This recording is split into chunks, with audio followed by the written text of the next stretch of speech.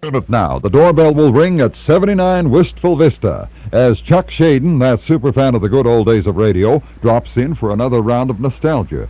And here, up to his ears in reminiscence as he thumbs through a stack of old radio magazines, is the head of the household, Fibber McGee. Boy, look at these pictures. Jack Benny on the cover here. Looks like about 14 years old. Benny was never that young in his entire life. Spike Jones and his band recording Der Fuhrer's Face. Boy, good old Spike. He was the wildest band leader in the whole... Come in. Hi, Mr. McGee. It's me again. You know something? I could tell that the very minute I saw you, Chuck. Okay. Hey, where'd you get the magazine? Found them in the hall closet. Whole flock of old radio magazines from way back. Oh, great. Let's see one of them. Yeah. There ought to be some real history in these babies. All the hottest news of the 40s. Like it says here, programs reshuffled. Boston Blackie moves from Red Network to the Blue Network. Boston Blackie moves from red to blue? Sounds like they were broadcasting in color even in those days. Well, remember the Red and Blue Networks? NBC owned both of them, but the government ruled that they could only keep one, so they sold the Blue Network, and it became the American Broadcasting Company. Yeah, sure. Hey, look at this. A picture of Rita Hayworth entertaining the troops. Wow, beautiful girl. Yeah, every guy in the service had her pin-up picture over his bunk. That's no bunk, too. Look at this Radio Life from 1943. Francis Langford on the cover. But hey, I didn't come over to read about old radio. I came to listen to it. How about the old Super Heterodyne there? Is it working? It was last night. I was listening to the Dempsey-Tunney fight again. Oh, wow. Wish I'd been here. It always comes out the same way, Chuck. I still think Dempsey got a bum count. It sounds okay. What do you want to hear? Well, we've heard shows from Sunday and Monday and Tuesday and Wednesday and Thursday. Yeah. Let's keep going. Think you can tune in on a Friday for us? The McGee theory of radio dynametrics hasn't failed yet, boy. Those old shows are in here someplace.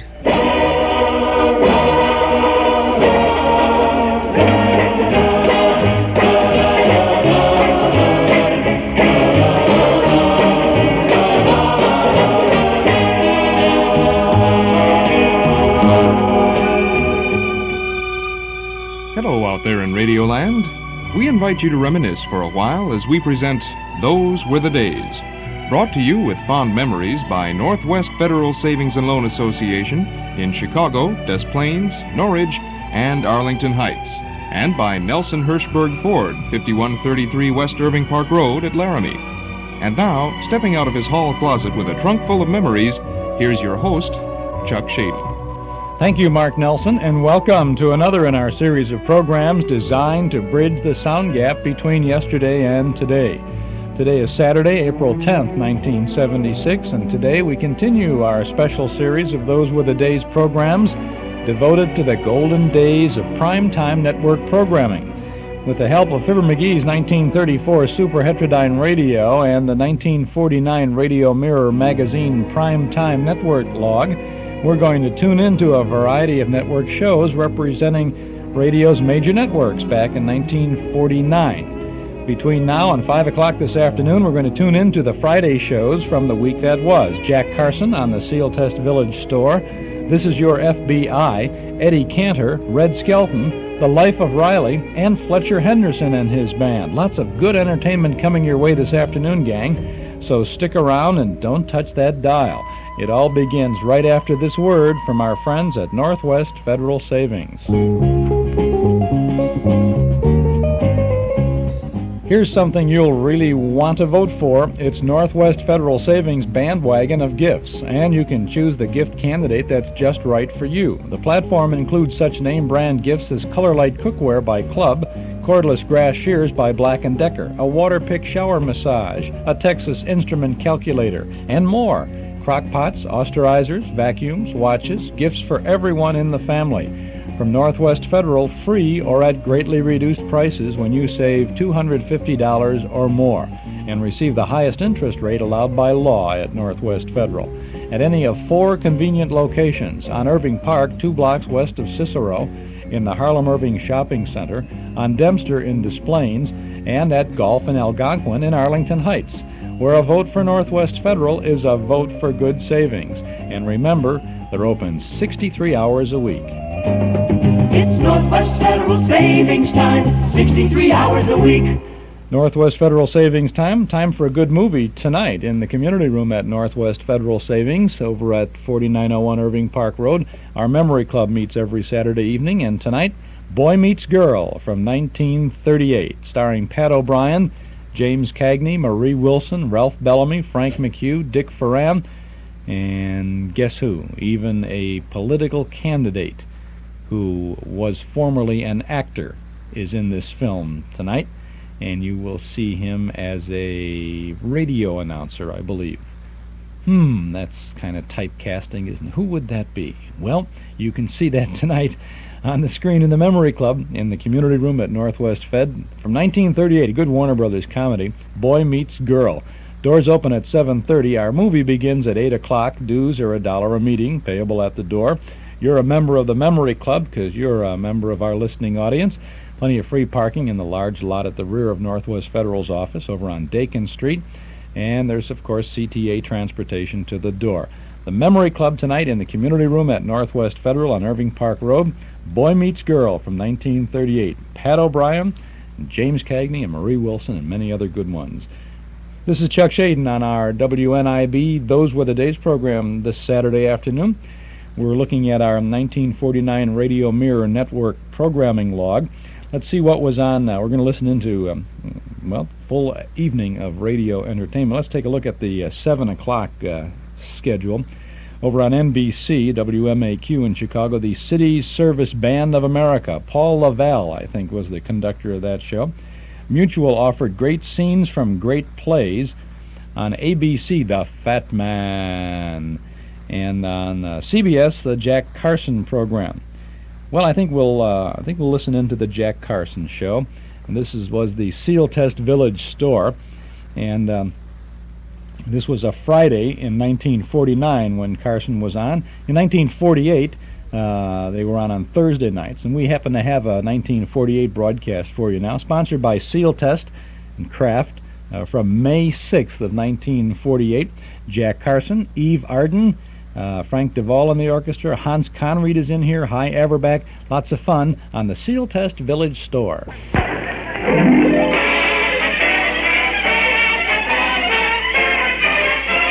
The SEALTEST Milk, Cheese, and Ice Cream divisions of National Dairy present the SEALTEST Village store, starring Jack Carson with Eve Arden and Dave Willock, Frank DeVol and his orchestra, Eileen Woods, the Starlighters, and yours truly, Hi, Averback. Now, here he is, Jack Carson.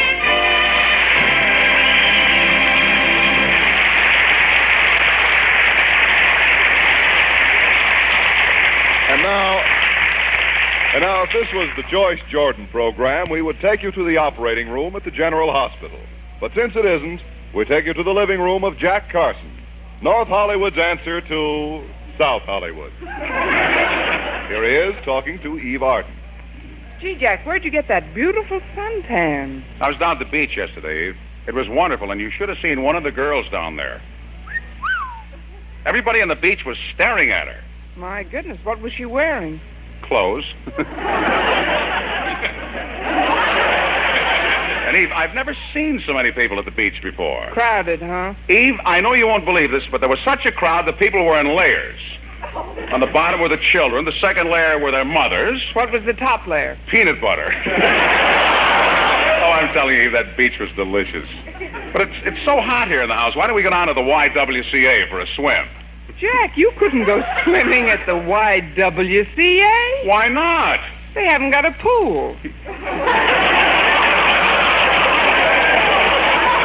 Oh, I'm just kidding, Eve. We'll go swimming down at the ocean. Come on, I'll show you how to do the Australian crawl. I know 400 Australians, and I never saw one of them crawl. Well, Frank DeVol. Eve, remind me to fix that hole in the screen. Frank, Jack and I were talking about swimming. Do you ever go down to the beach? Oh, sure. I love peanut butter. Oh, please. I went swimming down at the beach yesterday, and it's kind of tough. They don't allow you to change your clothes on the beach anymore. Well, where'd you change them, Frank? On the bus going down.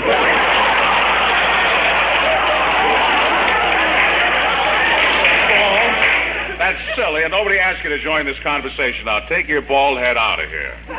bald head. Always my bald head. I'd like to tell the people listening in that I'm not really bald. It's just that I'm too tall for my hair. DeVol, I got more hair on my little finger than you have in your whole head. Oh, Jack, don't be so hard on Frank. After all, he never bothers you. He's always picking on me. Someday the worm will turn, and this will be the Frank DeVol show with Jack Carson and his orchestra. But I don't know anything about music. Then you're fired. Thank you, and good night, Jack Carson. What a character, eh? He's no help on a warm day. Jack, why don't you make a nice, cool drink for us, Hey, huh? that's an idea. I'll just step behind my little bar here. Say, that's a very cute bar, Jack. Yeah. I made it myself back in high school at manual training. It started out to be a floor lamp.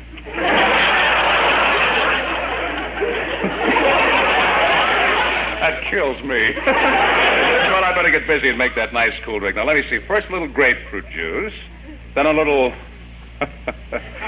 kicker. Then a little carrot juice. Then a little kicker. Then a little prune juice. Then a little kicker. Then a little orange juice. And another little kicker. Then a little... Wait a minute, Jack. What's that kicker? Peanut butter. Oh, never mind. Here, have a glass of milk. Hi, everybody. Hi, Jack, Miss Arden. Well, Dave, you look nice and cool. Oh, yeah, I keep cool with my hobby. I collect models.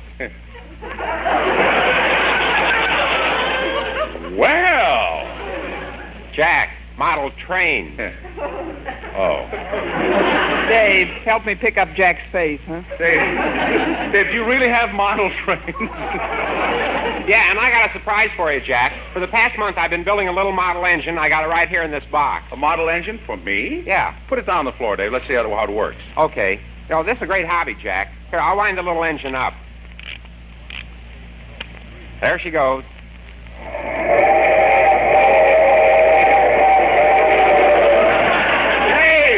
Dave!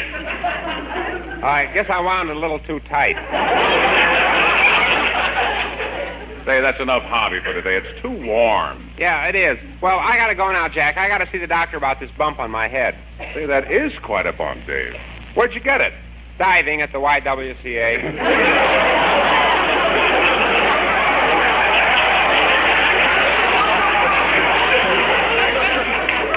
Run along, Dave. Okay, I'll see you later. Say, Jack, I've got an idea how to keep cool. Let's go down to the park and rent a canoe. What? You know, one of those little canoes. Me rent a canoe? Jack Carson, the old sea dog? Captain Carson? The man who has sailed the 7 seas in a 50-foot Errol Flynn? Captain Carson loves the ocean. You a captain? You get seasick when you open a box of saltwater taffy? Stop kidding, Eve. I was born on a boat in the middle of the Atlantic Ocean. Oh, you don't know the port from the poop deck. Somebody call me?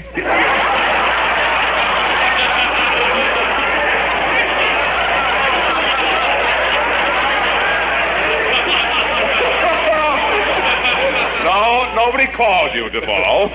Eve, I don't see why you don't believe me. My whole family followed the sea. Why, my grandfather, Rockbound Carson, was a lighthouse keeper. Really? Yep. When he first got the job, they told him to watch the light. He stood there and he watched it go round and round and round and round. It was pretty awful. What happened? He screwed himself into the floor.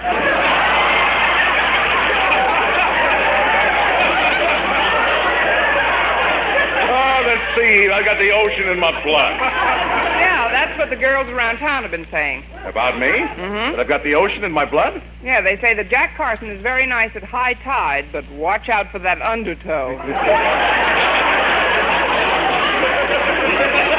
Very funny. Say, let's all go down to the ocean. I'll rent one of those big yachts, and I'll show you what I know about the sea. Oh, that sounds like fun, Yeah. Jack. Everybody go home and put on sailing clothes. We're off to the briny deep. How seafaring can you get? I can't wait till I stand on that captain's bridge and feel the salt spray on my weather-beaten face. And feel that boat going up and down, and rolling from side to side, up and down, side to side, up. Eve. Yes, Jack? I don't feel so good.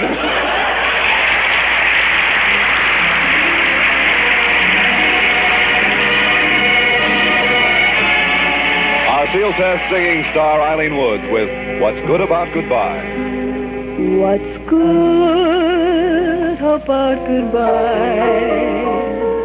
What's fair about farewell? You know broken heart can come from such a broken spell. Your love could bring eternal spring. Your kiss could be a magic thing. Your smile could be a shining light, burning from day to day, more lovely from night to night. But if you should go away, our dream would go astray. Our song would be a sigh. Say you're mine forever, say you're mine, but never say goodbye. We're in love, you and I,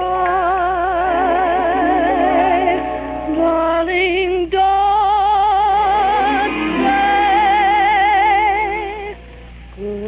say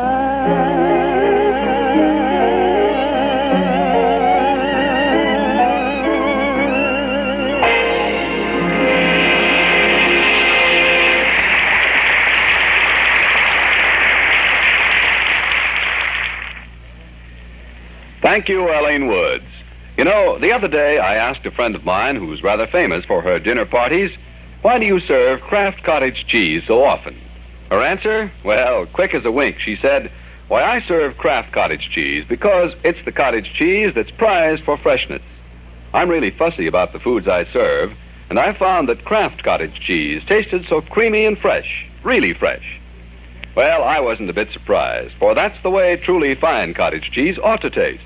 Delicately fresh, creamy, delicious. Now, it's only natural that Kraft cottage cheese should taste so good, for those folks at Kraft know more about fine cheese than anyone in the world. Every day, Kraft makes a fresh batch of this delicious cottage cheese, and according to the SEALTEST standard of quality. That's right, Kraft makes this cheese fresh every day. Then this newly made cheese is quickly packed into sanitary paper cups, sealed tight for your protection, and hurried away in trucks to food stores. And not ordinary trucks, mind you, but refrigerated trucks. It's no wonder that Kraft's is the cottage cheese that's prized for freshness. Yes, when you buy cottage cheese, be sure you get the kind labeled Kraft. That's the cottage cheese that's so cool and delicate and delicious. That's the kind that's prized for freshness. Kraft cottage cheese. That's the first segment of the SEALTEST Village Store, starring Jack Carson and Eve Arden. This is before Eve Arden starred on her own series, Our Miss Brooks. Typical comedy from the comedian, Mr. Jack Carson. We'll have more of that coming up in just a moment or so here on WNIB Chicago, FM 97. This is Chuck Shaden with our Those Were the Days program. The week that was, these are the Friday shows. Townhouse TV and Appliances offering you the hottest name in CB radio equipment. It's Cobra, the ultimate AM mobile unit because it's loaded with rugged quality and powerful features in a compact unit you can take anywhere. Now ask anyone who knows anything about Citizens Band radios and he'll tell you Cobra is first rate. For CB radios, it's Cobra. For Cobra, it's Townhouse TV and Appliances, 7243 Touhy Avenue, just west of Harlem. And remember, Townhouse for Sony television, too. See Sony Trinitron TV, Sony 40-inch diagonal projection TV, and the new Betamax videotape system. Visit Townhouse and ask for a demonstration with no obligation. For Sony television, Frigidaire appliances, and Cobra CB radio equipment, visit Townhouse TV and Appliances, 7243 West Toohey Avenue, open Monday, Thursday, and Friday nights till 9, Saturday until 5. Let's get back now to Jack Carson.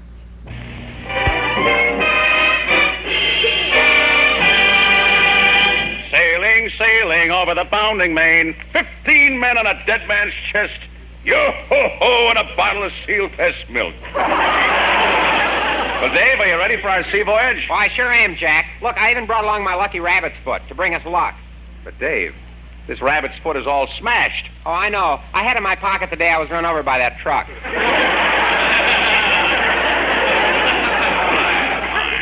Dave, how do you like my sailing outfit? Boy, you sure look good in that turtleneck sweater, Jack. I can see your muscles ripple. Boy, I wish I was built like that. What's the matter? Don't your muscles ripple, Dave? Only when the wind blows. Well, I wouldn't worry, Dave. The sea air will make a new man out of you. A new man? Where? Oh, hello, Eve. First Mate Arden reporting, sir. Gee, Eve, you look cute. Thank you, Jack. I knew I'd need some sailing togs, so I went over to Pierre's. He had a beautiful little number for $750. Then I went to Saks Fifth Avenue, and they had a dandy little nautical number for $390. Mm-hmm. Where'd you get the outfit you're wearing? Navy surplus, $1.50. Eve, you're going to make some guy a wonderful sailor. Well, I guess we're about ready to start for the harbor. I'm not. Why? What's the matter with you, Frank? I bought some seasick pills and they don't work. How do you know? Well, I ate a whole box of them and I still didn't get seasick. Frank, stop it, will you please? You know nothing about the ocean. That's what he thinks. I was once swallowed by a whale. I lived in there for a year. You lived inside a whale for a year? Yes, it was very comfortable. I had 3 rooms, a living room, a bedroom, and a kidney. Frank, I can see that you're going to be a great help on this trip, in case we run out of live bait. Well, let's go, everybody. Say, Jack, you know, it's pretty hot out at your ranch in the valley. Why don't you call Mr. Hankins, your hired man? Maybe he'd like a little sea air. An excellent suggestion. I'll give him a ring. Hand me that phone, will you? Thanks. Hello, operator. Operator, give me Calabasas 847, ring 3. Hello! Hello, Mr. Hankins. This is Jack Carson. Is it hot out there on the ranch? Hot? Well, Mr. Carson, you won't believe this, but it's so hot the hens hold the eggs under the cold water before they sit on them. That sounds pretty hot. Well, this morning the cow gave 10 quarts of steam. See, the cow must be pretty warm. Yeah. I took her down to the beach for a swim yesterday. You took the cow on the beach? Yep. Bought her a 5-piece bathing suit.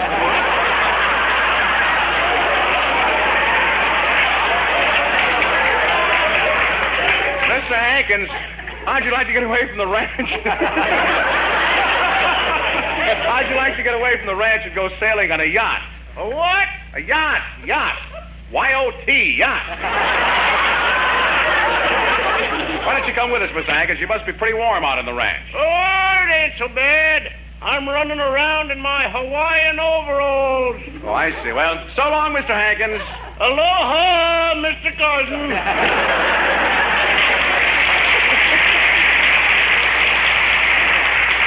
Come on, everybody. Let's get down to the pier at Santa Monica. Oh, boy, Santa Monica. I hope Veronica with her harmonica.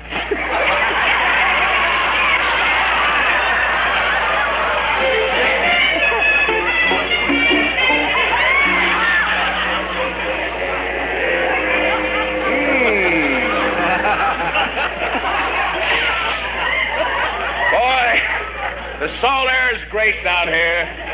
Yes, it is, Jack.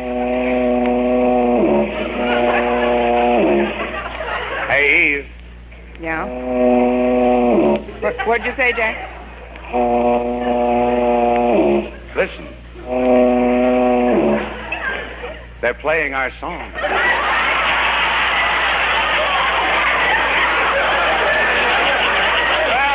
let's see if we can find a boat to rent. Hey, Jack, there's a boat. Why don't we rent that one? Dave, that's the Wilshire bus.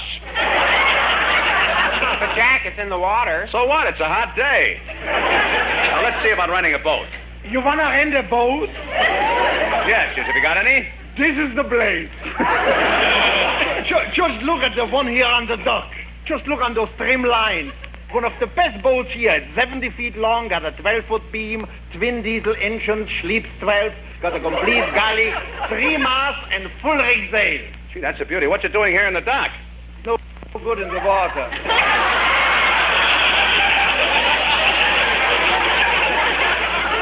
Why not? On the bottom, it's peanut butter. Oh.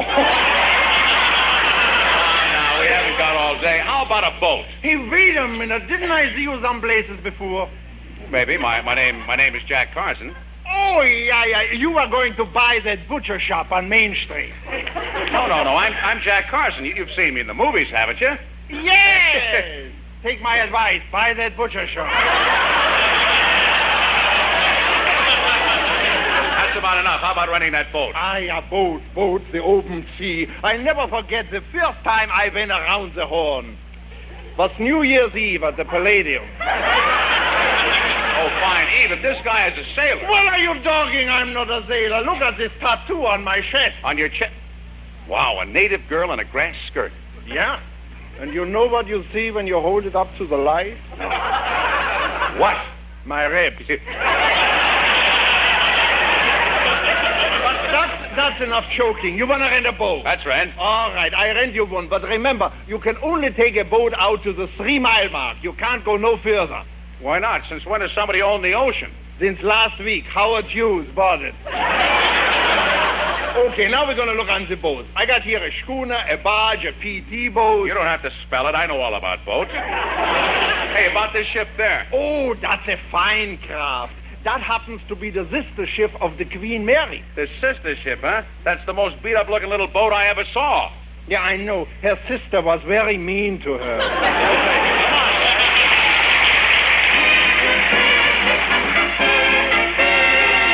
Baby face, you got the cutest little baby face. There's not another one could take your place. Baby face, my poor heart is jumping. You sure have started something, baby face. I'm up in heaven when I'm in your fond embrace. I didn't need a shove, 'cause I just fell in love with your pretty baby face. You like the rosy cheeks, the turned-up nose, curly hair, goodness knows. Hey, baby, you could win with me. Your ginger peachy and your golly gee, baby face. I'm in heaven in your fond embrace. I didn't need a shove when I fell in love with your pretty baby face.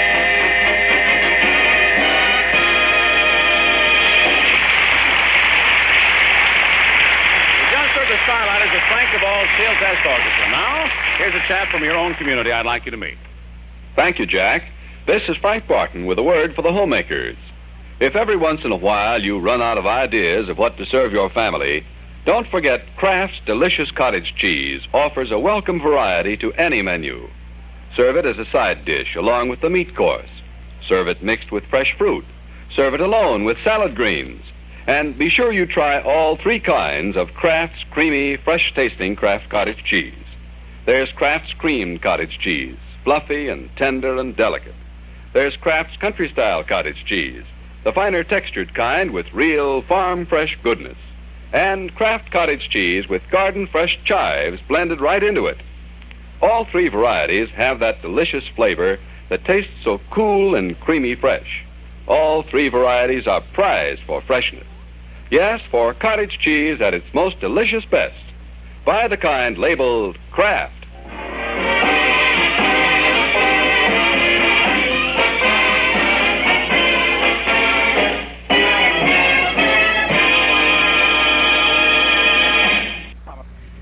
And that's the second segment of the SEALTEST Village Store broadcast, starring Jack Carson with Eve Arden and a bunch of zany people there. This is Chuck Shaden here in the hall closet on our Those Were the Days program, WNIB, Chicago, FM 97. We'll get back to Jack in just a moment. First, a quick trip over to the Metro Golden Memory Shop. Yes, indeed, we're open, and we're open right now at 5120 West Irving Park Road in Chicago. We're ready to serve you with a generous helping of memories from and about the good old days of yesteryear. You'll find a complete selection of big band, personality, and soundtrack recordings, as well as those great old-time radio shows on cassettes and on LP records. We offer books and magazines about the stars and the days gone by, plus nostalgic jigsaw puzzles, games, cards, gifts, and novelties. An amazing selection of memorabilia, giant one-sheet movie posters, theater lobby cards, photos, magazines, Riverview Theater and Railroad scenes, and lots more. At Metro Golden Memories, 5120 West Irving Park Road, just east of Laramie. Come in and browse. Our MGM shop is open Tuesday and Wednesday from 11 a.m. to 6 p.m., Thursday, Friday, and Saturday, that's today, till 8, and on Sunday from 1 to 5. Come in and see all the goodies at Metro Golden Memories, 5120 West Irving Park Road, 2.5 blocks west of Northwest Federal, just across the street from Nelson Hirschberg Ford. Metro Golden Memories. Let's see, we're going to look through the little green eye on our radio here and see what they're doing over at the shop now. And we're trying to find that. I'll look in there. Oh, there's Cindy. She's straightening out the hall closet bargain bookshelf there. Got a lot of great books over there. Very good bargains, right? Yeah. Oh, and there's you could pick up the big copy of Jack Mathis's book, From the Valley of the Cliffhangers. You know, that book that sells for $66. It's over there too. And let's see, good new stack of old-time radio records came in this week. And there's Dave over there looking wistfully at a 1931 movie magazine. Wake up, Dave. Okay, good. Lots of good stuff over there. You'll find it all when you pop into the Metro Golden Memory Shop. Let's move back now to the Village Store. Jack, are you sure you know how to sail this boat? Why, sure, Eve. I told you before I'm an old sea dog. I've had plenty of experience at sea. In fact, once I was marooned on a desert island with a beautiful girl. And then one day a ship came to rescue us. What did you do? We hid in the jungle. That's when I wrote Nature Boy. Hey, Captain Jack. Captain Jack, let's shove off. Okay, are you ready, First Mate Willock? Aye, aye, sir. Ready, Second Mate Averback? Aye, aye, sir. Ready, Third Mate DeVol? Scudda-hoo, scudda-hey. We're all ready. All right, now hear this. Stand by to cast off. Heave up the anchor. Close the portholes. Swab the deck.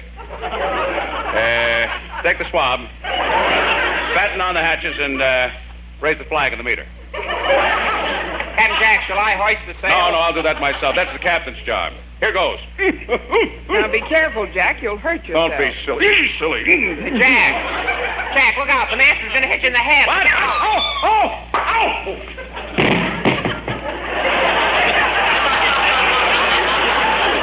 Gee, he's out cold. Captain Jack. Captain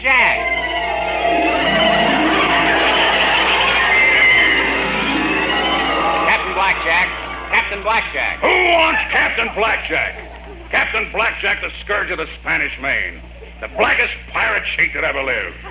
Captain Blackjack, star of stage, screen, in the Caribbean. What do you want? Well, it's the men, sir. There's talk of mutiny. Mutiny? But why? It's the food, sir. What's the matter with the food? There ain't none. In that case, give them double portions. Gee, Captain Blackjack, you got a heart of Vigoro. But I think you better talk to the men. Very well, let's go up on deck. All right, quiet, men. Quiet, men. Captain Blackjack will speak to you. Men, I understand that some of you are dissatisfied. You there. Aren't you happy? Come, man, speak up. Are you happy? No, sir.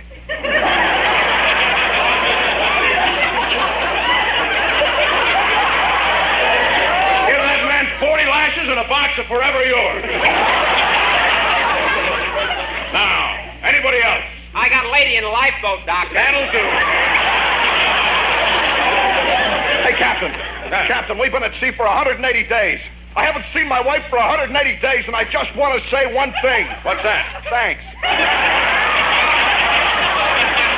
Now, men, I know this voyage has been tough on you, but I promise you when we find the fabulous buried treasure, you'll all get a cut. Captain, look what I found below. A stowaway, a beautiful woman. When did you find her? Last week.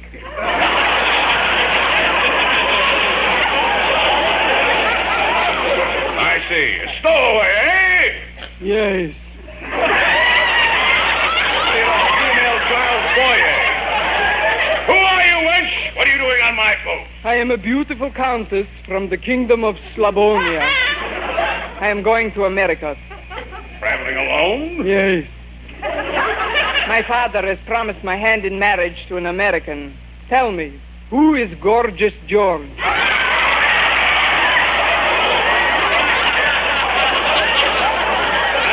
You are a lovely thing. Tell me, my dear, how old are you? 16. 16? Whose dream is this? Well, I'm sorry, Countess, but we are not going to America. We're looking for buried treasure. Buried treasure? Yes. In the year 1402, millions of dollars in gold was buried on an unknown island by that notorious old pirate, Asa Yolson. Now, if you'll excuse me, Countess, there's work to do. But tonight, when all my men are asleep, yes, get some rest.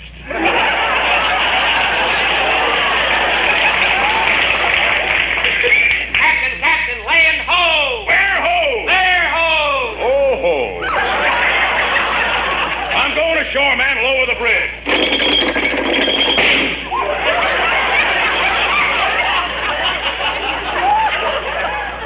Look, Captain Blackjack.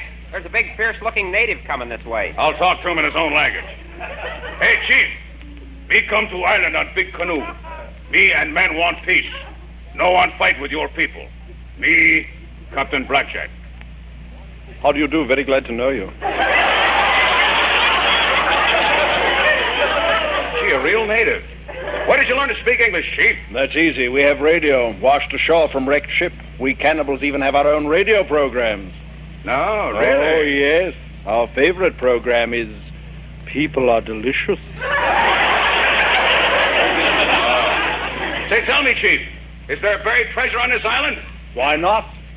Good an answer as any. Let's take our chances. Forward, men. Let's plunge into the dense jungle. And remember, it's dangerous.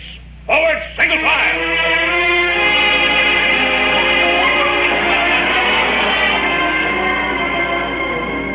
Well, here's the place, men. I think it's the place. Let's look on the map the Chief forgot to give us. Well, shall I start digging, Captain Blackjack? Not until you get that laugh in there. Well, the directions say 10 paces from this tree, 2 steps to the left, and pick up large rock. That's not a rock, and put my head down. Who are you, knave? Who wants to canoe? Blackjack Carson. Well, you're too late, Blackjack. I got here first. I'm Captain Kidd. Well, put up your dukes. Hey, you wouldn't hit a kid, would you? Well, why fight about a thing like this? Come on, let's both share the treasure. There's enough for all of us. Come on, men. Reach down to that hole and bring out that chest.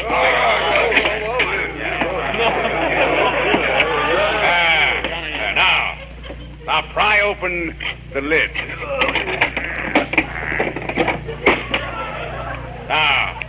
Now to dip my hands into the treasure.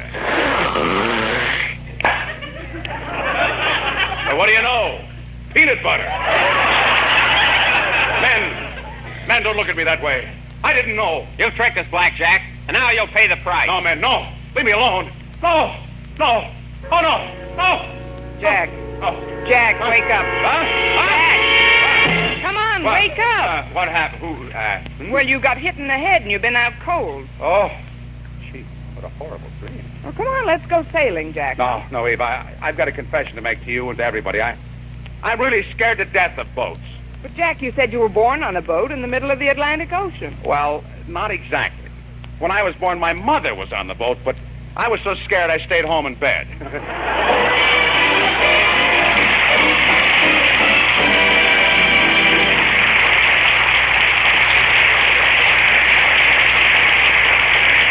This is National Restaurant Week, a week during which we like to remind you that eating out is fun, so take the family often.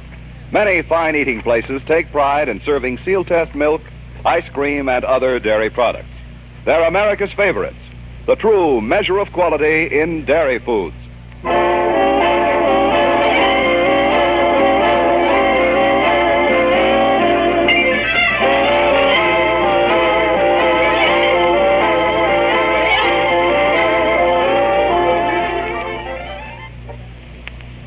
Join us again next Thursday at the SEALTEST Village Store, starring Jack Carson with Eve Arden.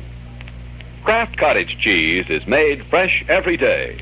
Then it's packed into spotless cartons and hurried to stores in refrigerated trucks. No wonder Kraft cottage cheese tastes so fresh, so good. This program is produced by Robert L. Redd and is written by Larry Gelbart, Jack Douglas, and Sid Dorfman. And now, why not stay tuned for the Bob Hawk Show, which follows immediately over most of these stations. This is Frank Barton speaking from Hollywood. This is NBC, the National Broadcasting Company.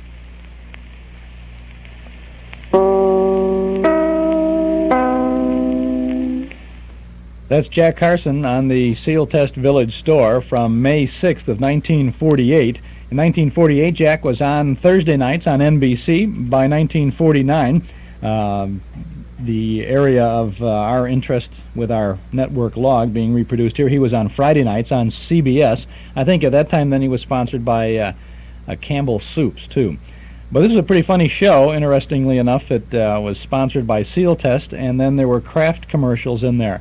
SEALTEST was a product that was made nationally and distributed locally, I believe, and it might have been heard in other parts of the country with other local distributors popping in on the show with their little commercial messages, such as Kraft did on this one. Kraft, of course, being very big in Chicago and in other parts of the country too. But you could readily see how these little commercials were almost dropped in on this. Interesting, anyway. Chuck Shayton here with our Those Were the Days program on WNIB Chicago, FM 97. We're going to continue this afternoon, tuning into the week that was and the Friday shows. Ahead of us, we have This Is Your FBI, the Eddie Cantor Show, the Red Skelton Show, The Life of Riley, and a band remote from the Casa Manana in Culver City, California, with Fletcher Henderson and his orchestra. If you'll join us next Saturday afternoon at 1 o'clock, we'll conclude this look at the network primetime shows as we tune into the Saturday programs. We'll have Gene Autry's Melody Ranch, well, The Adventures of Philip Marlowe. Couldn't have a Saturday without the Hit Parade. We'll have a Judy Canova show, and the big Saturday mutual broadcasting program from Chicago, the Chicago Theater of the Air. We'll have a complete hour-long program, HMS Pinafore, including those interesting remarks by Colonel Robert R. McCormick. Be a very interesting and entertaining show next Saturday, the 17th of April. In 2 weeks, we'll be celebrating our 6th anniversary on the air in Chicago, as we say thanks again for listening, and we'll have what we hope will be a very special anniversary broadcast. We're trying to put it together right now. We're going to have, I think, many of the programs that we presented, many of the old-time programs that we presented on our very first broadcast in 1970. We have a Ma Perkins episode for you. We have Billy Jones and Ernie Hare, the Happiness Boys. We're going to have a Thin Man broadcast and an all-star Pepsodent show with Red Skelton, Eddie Cantor, Amos and Andy, Fibber McGee and Molly, Jerry Colonna, Walter Winchell's on that, but not Bob Hope. And that's kind of an interesting story, and we'll tell you about that in a couple of weeks. Also, and I give you fair warning, we're going to present from the archives of very old radio, a program that Chuck Shayden and his friend Dan McGuire did on a little Elmwood Park radio station, FM station in Elmwood Park, about 1954. It was called the Hector Q. Peabody Show. So on that particular Saturday, you'll have about a half an hour to get a lot of shopping done or to clean out your hall closet or something while we force that upon you. And to kind of show you what influenced us with our brand of comedy on that particular broadcast, we're going to have an Arbogast program. We have recently uncovered a few Arbogast shows, satire and comedy from Chicago on NBC around 10:15 at night. half-hour shows in the mid-1950s. We found a couple of those. We're going to have one of them for you, Bob Arbogast and Pete Robinson on that program. So we have kind of an interesting show planned for our 6th anniversary broadcast coming up on the 24th of April. I would like to invite you to subscribe to our Nostalgia newsletter and radio guide. A year subscription is only $6, and you're sure to find lots of good reading and good information in our monthly publication.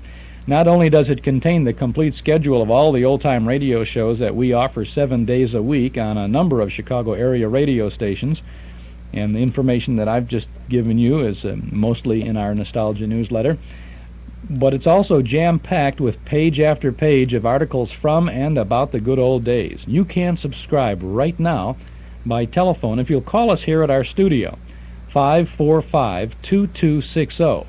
That's 545-2260. We'll take your name and address, and your subscription will begin with a big May issue, which you'll have before the end of this month, and we'll include an invoice for your year's subscription, $6 for 12 issues. Call us at 545-2260. You can call right now. We are doubling the size of our newsletter, 32 big pages, and the May National Radio Month issue features the most unusual old-time cathedral radio that you've ever seen. It's our cover, drawn specially for us by artist Joel Bogart. It's an old-time beauty, and it's drawn with over 200 names of vintage radio show titles and stars. It's very hard to describe. You've got to see it, and you will when you get our May newsletter. Also in that May issue, you'll see a 1938 reprint article about the craziest job in radio. That's the sound effects man. There's a 1948 feature about the Lone Ranger and a town that changed its name in his honor. There's a 1943 Dorothy Dix Advice to the Lovelorn column, a page from a 1933 recipe book of the movie stars featuring Clark Gable's favorite recipe. We have some 1945 sports page clippings about Andy Pafko and Leo the Lip DeRocher, plus Mark Nelson's film clips column about radio shows that became feature films, Carl Pearson's notes from the bandstand all about Artie Shaw, Ginny Weissman's article about famous moms on television, June Condrath's nostalgic look at the Chicago neighborhood movie houses, and more. We have our dime store classified advertising page and news of our Saturday evening Memory Club movies. Subscribe right now to our Nostalgia newsletter and radio guide. A one-year subscription, only $6. Call us at 545-2260. 545-2260, or send $6 to Nostalgia Newsletter, Box 421, Morton Grove, 60053. Want to make sure you get that May issue before the 1st of May? Call us today at 545-2260.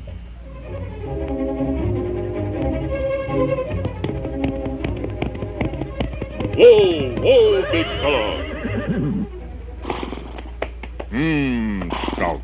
Well, Pronto, here we are at the Northwest Federal Silver Mine. Heap plenty silver here for making loans. Right, Pronto. Wait. What's that? Sound like footsteps. Yes. Look, it's a man. Let's see what he wants. What you want? Huh? Oh, pardon me. I must be lost. I'm new out here. I just agreed to buy that ranch down the road a piece. I see.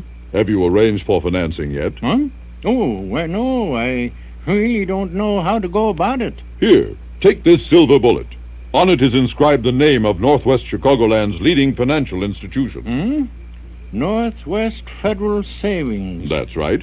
They'll send out their faithful companion for a prompt appraisal of your ranch. And in a couple of days, you'll have the best loan quotation in town, with no obligation. That's right, Kimo-sabe.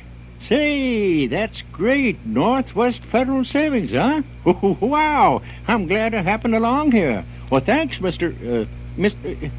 Hey, where'd he go? He's gone, and I wanted to thank him. Well, who is he, anyway? Him, loan arranger. We've got silver to lend away! Northwest Federal Savings, serving you 63 hours a week in Chicago on Irving Park Road, in Des Plaines on Dempster Street, in Norridge at the Harlem Irving Plaza, and the new Arlington Heights office of Northwest Federal in the Surrey Ridge Shopping Center on Algonquin at Gulf Road. Chuck Shaden here with our Those Were the Days program on WNIB, Chicago, FM 97. The week that was. All right, we listen in to Jack Carson at 7 o'clock. Let's see what's on at 7:30. Well, we have the Jimmy Durante Show on NBC. Kind of a quiz, I don't think quiz program. I think it was just a musical variety show. Yours for a Song on Mutual. My Favorite Husband with Lucille Ball was on the Columbia Network. And on ABC, the American Broadcasting Company, we had This Is Your FBI. And that's what we're going to tune into now. From June 15th of 1945, This Is Your FBI. This is your FBI.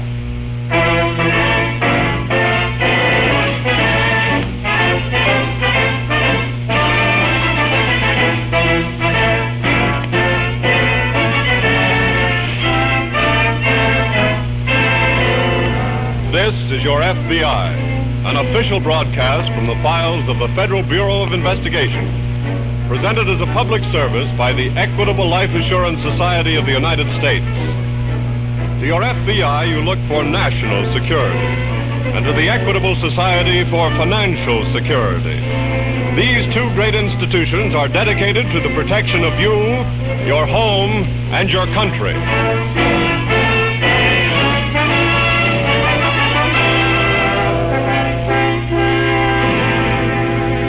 Tonight, the story of a crime against society, the confidence game.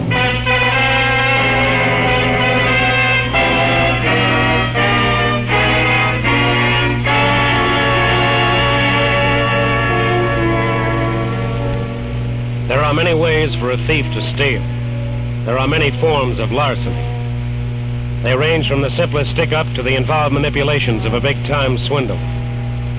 This present war period has created a fertile field for the swindler. Increased salaries, increased employment set up a ready market for his get-rich-quick activity. On May 22nd, 1934, Congress, by passing the National Stolen Property Act, put into the hands of the FBI an effective weapon against confidence men. In spite of this, however, swindlers still pursue their losing game. That drama is an old one, and it's worked with little variation. Its first act might begin as this one does, in the office of a respectable businessman. He is greeting a visitor. Sit down, Mr. Perry. Thank you, sir. Thank you. Well, warm enough for you? I should say so. Phew. You know, I thought they called this the Windy City. I haven't even felt a breeze since I've been here. Why don't you take off your coat? Well, sir, now, I don't mind if I do. There. Oh, I feel better already. How long are you planning to be here in Chicago, Mr. Perry? Just long enough to complete my business with you. You mean you came here just for that? Exactly. Well, as I told you in my letter, Mr. Mitchell, this is a really big proposition. Yes, it must be. You're coming on here from New York. Suppose I give you some of the details. Yes, I wish you would. Well, as you know, I'm the American representative of British Farm Equipment Limited. Yes? Our headquarters, of course, are in London. Oh, I know the firm. My principals asked me to contact you and find out just how much interest you might have in working along with us on a very ambitious post-war program. Here in the States? Yes. Confidentially, we plan to open a factory here as soon as possible. I see. And we'd like you to take charge of the plant. Me? Me take charge? That's right, sir. But why should you be interested in me? Well, we made a complete survey of all men in the farm equipment field. It should flatter you to know, Mr. Mitchell, that your name came out at the very top of the list. You don't say. So that's why I'm here. Well, I certainly am flattered. Now, I'm not authorized to close any deal with you. I merely came to sound you out and turn in a report. Of course. What can I tell the Home Office, Mr. Mitchell? Are you interested? Yes, very interested. Good. Sir Richard Barton, our financial director, is arriving in this country in the next few weeks. Yes? He'll undoubtedly want to get together with you. Can I cable and say that you're willing to talk to him? Of course. Thank you, sir. Well, This has been a very satisfying visit.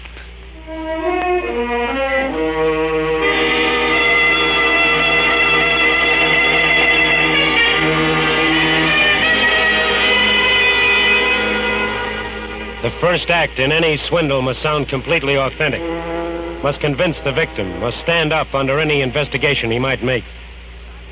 The facts the confidence man gave regarding the farm equipment company were true, with only one exception. He did not represent the company. His victim naturally did not know this. So, several weeks later, in answer to a summons from the swindler, Mr. Mitchell traveled east to meet one Sir Richard Barton at a hotel in Newport, Rhode Island. Some more bread, Sir Richard? No, thank you. And how about you, Mr. Mitchell? I have some, thanks. What was I just talking about? The patent rights on that tractor, Sir Richard. Oh, yes, of course. We have exclusive rights, you know. The tractors can be produced at an extremely low cost. We can undercut the whole market. You mean here in this country? All over the world, Mr. Mitchell. Where? I can tell you confidentially that the British government is interested in our company to quite a large degree. That we don't talk about, though. Of course. Frankly, that's the main reason for my visit to America. Oh? I have to contact your State Department on some corporation matters.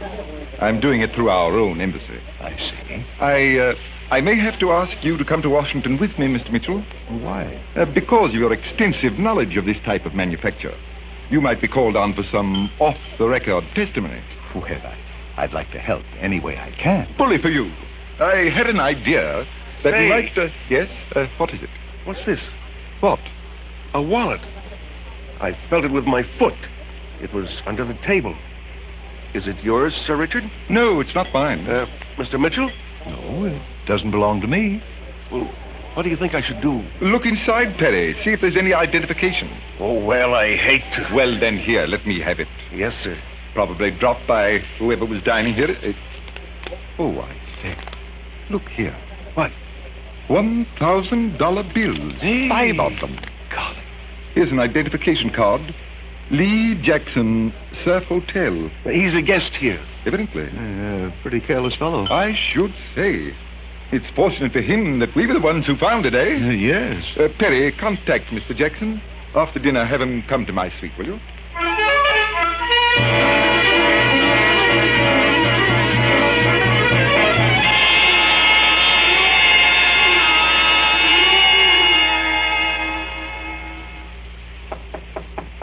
Oh, answer that, will you, Perry? Yes, sir. Another drink, Mr. Mitchell? Not right now, thanks. Then I think I'll... Yes? My name is Jackson. Lee Jackson. Oh. You told me at the desk somebody up here found my wallet. That's right. That's right. Come in. Thanks. This is the man who lost the wallet. Oh, how are you, sir? Okay. You're Mr. Jackson? That's right. Well, I have your wallet here. I think for obvious reasons you should identify its contents. Sure. Will you check the items, Mr. Mitchell? Oh, yes, of course. 5 $1,000 bills. Mm-hmm. Some money order receipts. 3, I think. That's right. An Elks card and address book. 2 letters and a racetrack badge in my name. I think that's all. Does that tally, Mr. Mitchell? Yes, it does. Very well. Let him have the wallet. Thanks. Well, you're a very fortunate man, Mr. Jackson. Don't I know it? I'd like to do something for all of you. Oh, that isn't necessary. Look, take this grand and cut it up between you. Oh, thank you, Mr. Jackson, but we're really not interested. Definitely not. Right, Mr. Mitchell? Of course. Well, I got another idea. Yes? This you can't beef about. Look, I'm around racetracks, what you call a betting commissioner. Yes? I'll take this grand and put it on a horse for you. The right kind of a horse. Please, Mr. Jackson. He wins, we cut up the profits. Now, what's wrong with that? Well, how about it? What do you think, Sir Richard? Oh, I suppose we have to make some compromise with Mr. Jackson. And you, Mr. Mitchell? Well, I have no objection. Okay, gentlemen. It's a deal.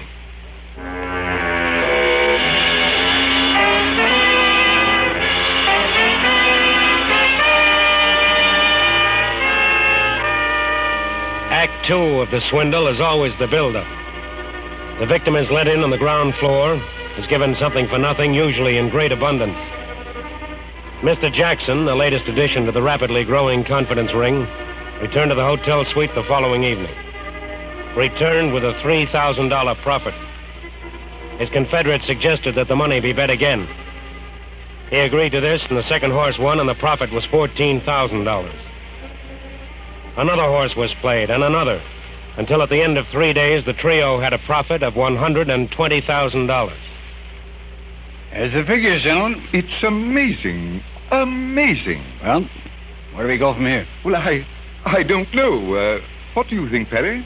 You've got me. Mr. Mitchell? 120,000 is a lot of money. Yes, indeed. That's 30,000 apiece. I know, Mr. Mitchell. Can I put in my 2 cents worth? Oh, by all means, Jackson. Please do. These horses I've been playing weren't exactly stiffs. Naturally, I had to have information. Of course. And I can just about guarantee you that the information is going to continue. Really? I'm expecting a bookmaker up here. He'll have the payoff money with him. Meantime, do a little thinking for a minute and see whether you want to take one more stab. Very well. Look, I don't have to do any thinking. My mind is made up. In which direction, Perry? I'm for playing one more horse. Well, that's very sporting. And by Jove, I think I'll string along. I still say 120,000 is a lot of money. Oh, come now, Mr. Mitchell. After all, we're gambling with their money. That's true. Well, then, why hesitate?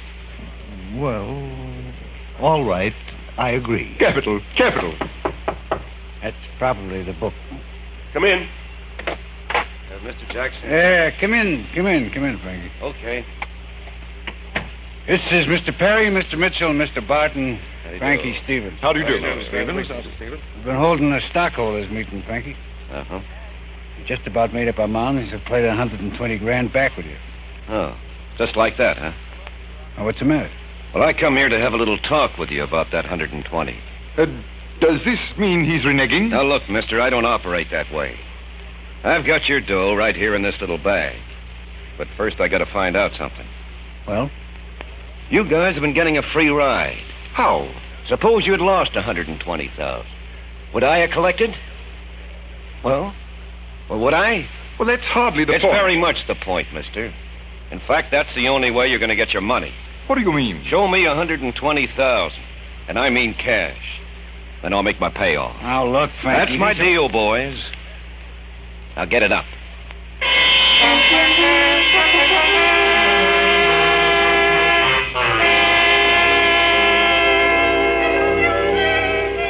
After the fourth member of the confidence ring, the bookmaker, had departed from the hotel suite, a conference was held.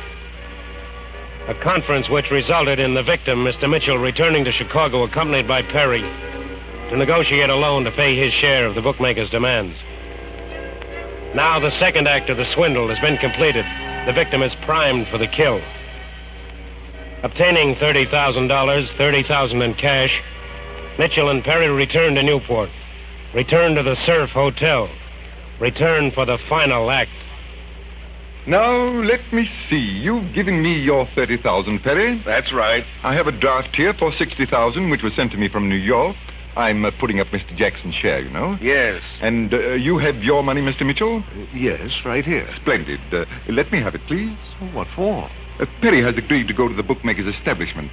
He'll show him our capital and collect our profits. Oh, very well. What about the bet? How's that? I thought we agreed that we're going to take a stab at one more horse. Oh, of course, Mr. Jackson. Of course. It completely slipped my mind. Perry will still have to bring the dough to the book. Well, how much are we betting? Our winnings? We don't touch any of this money that we're putting up.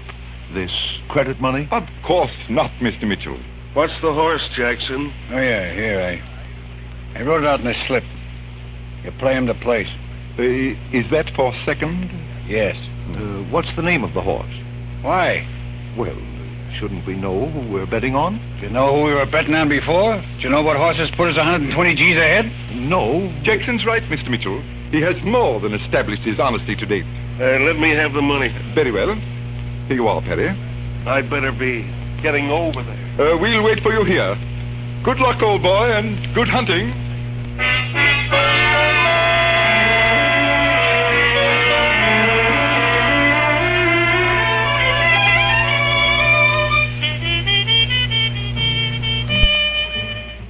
they announce any results yet, Mr. Jackson? No. Are you sure you're tuned to the right station? Yeah, we get it any minute now. You know, this is most exciting. Do you agree, Mr. Mitchell? Yes, a bit nerve-wracking, too. Well, I always say a sporting chance is better. Your race at Jamaica, off at 3:21.5. The winner, post 3, Sun Boy. Is that our horse? As second, post 11, Victory Ride. That's us. That's our bet. For show. Well, we won? Yes, sir. We picked him in the right slot, too. We played him to place. Congratulations, Mr. Jackson. Congratulations. This is wonderful. Should pay better than 3-1. Heavens, we've made a fortune. Come in. Perry, you're just in time. We won, Mr. Perry. We won our bet. On the level? Yes. The horse won? No, ran second, but that's good enough for us. Second? Yep. You mean it didn't win? What's the difference? We still collect. Oh, that's off. What's wrong? Oh, I did a terrible thing, gentlemen. How do you mean? I bet on him to win. You did what? But I told you, Perry. I know, but he was 10-1. I figured you've been lucky right along. Perry, that's disgraceful. Oh, yes, you haven't heard the whole story. What do you mean by that? I bet our credit money, too. What? Why, you... Keep away. Jackson, don't. Stop. Perry has a very bad heart. Jackson. Good heavens. Perry, are you all right? He's unconscious. Yes. Mr. Mitchell, get a doctor, please. There's one on the second floor. Second floor? Yes, hurry. Very well. All right, boys. Let's blow.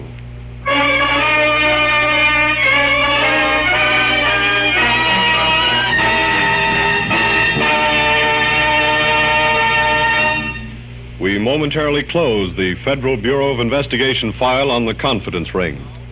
We'll return to this case in just a moment. Okay, in just a moment there, we'll get back to This Is Your FBI. It's kind of a 1945 version of The Sting, maybe, huh? What do you think? This is Chuck Shaden here on WNIB Chicago, FM 97. Those Were the Days program, tuning into the week that was, and these are the Friday shows. Running boards and rumble seats were standard equipment on a new Ford back in 1931 when Nelson Hirschberg Ford first put up their "We're in business to serve you" sign on Irving Park Road. In the 45 years since then, running boards and rumble seats have become but a fond memory. But Nelson Hirschberg Ford is still in the business of serving thousands of Chicagoland families with the bright new Fords at the same location, 5133 West Irving Park Road at Laramie. And when you visit Nelson Hirschberg Ford, you'll discover what's made their business prosper all these years. You'll discover that Nelson Hirschberg Ford wants your business today and tomorrow, too. They stand on their reputation as one of Chicagoland's oldest, most respected Ford dealers. And you can be sure that when you buy a new Ford or a clean select used car from Nelson Hirschberg, you'll get more than an automobile. You'll get a Nelson Hirschberg automobile, one with reliability and dependability as standard equipment. Ask the man who owns one. Nelson Hirschberg Ford, 5133 Irving Park Road, 5 blocks west of Cicero at Laramie. That's right across the street from the Metro Golden Memory Shop. Now let's get back to This Is Your FBI. We Americans must think very highly of life insurance because we buy more of it than all the rest of the world put together. 70% of the life insurance now in force on this globe is owned by citizens of the United States. All of which goes to prove that we Americans believe in self-help and self-reliance, believe in watching out for our futures, believe in educating our own children and in taking care of our families. Of the large number of Americans who feel that way, 3,200,000 have joined forces as members of the Equitable Life Assurance Society of the United States. Please take particular note of that word society in the Equitable's name. It means that the Equitable is not a profit-making enterprise, has no stockholders, is entirely owned by its members, that is to say, by its policyholders. Dollars entrusted to the Equitable Society to build security for its members are put to work in ways that benefit the whole country, or invested in homes, farming, and in scores of the key industries on which our national security and prosperity depend. By serving its members, the Equitable Society serves America. And now, back to the file on the confidence ring.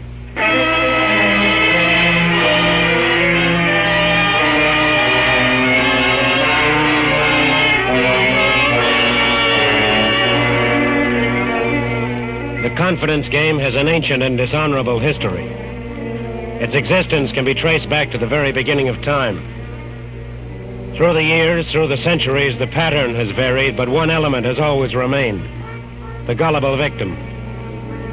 Mr. Mitchell returned to the hotel suite in Newport, Rhode Island, to find that his erstwhile companions had left, had disappeared along with his $30,000.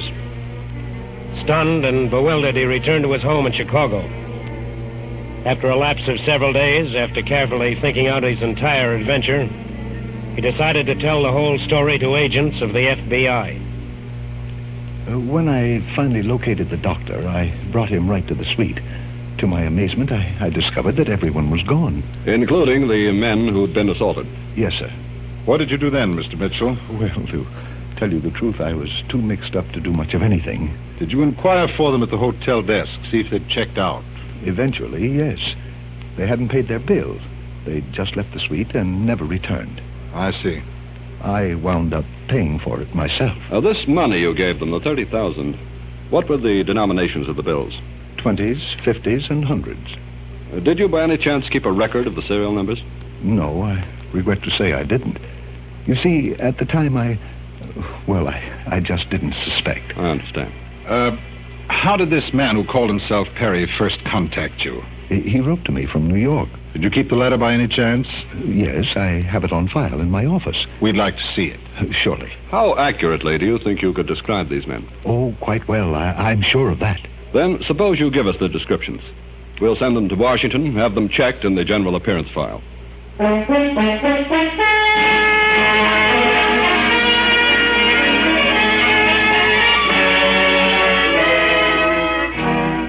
The general appearance file is an excellent example of FBI thoroughness. This file consists of photographs and descriptions of approximately 15,000 outstanding criminals. Special agents for the Identification Division checked this file for information on the confidence ring. They removed punch cards of all persons falling into the general classification of the descriptions furnished. They placed these cards in a sorting machine. A machine adjusted to sort and finally select by mechanical means cards bearing descriptions similar to those of the suspects. Within a short time, the machine had done its job. Photographs which bore the same numbers as the cards that had been mechanically selected were sent by airmail special delivery to the Chicago field office. Can I see you for a minute, Russ? Yes, come in, Lou. Right. I've just been with Mr. Mitchell. Had him check over the photographs. Any results? Yes, he positively identified all four men. Good. He really was up against a pretty strong team. Yeah, take a look at them. Very well. The old boy there, the one who calls himself Sir Richard, is one George Willis, an English confidence man. I see. The rest of the gang all have quite impressive records, too. I received a report from the Providence office this morning. The agents did a check at the Newport Hotel. They uncover anything? No, there was no indication as to where the gang had gone. How about Scotland Yard? We heard from them late yesterday afternoon. British Farm Equipment Limited is a legitimate company. How about Sir Richard Barton? Oh, he was financial director of the company, but he died in 1940. This gang stayed reasonably close to the facts. Yes.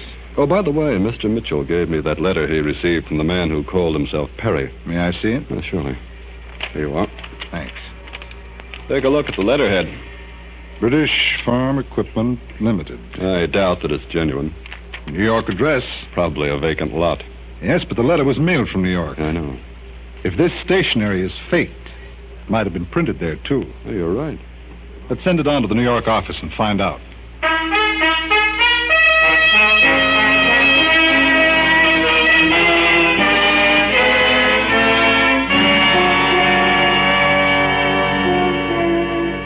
A slender lead, a letterhead. A letterhead that might have been set up in any print shop in the country.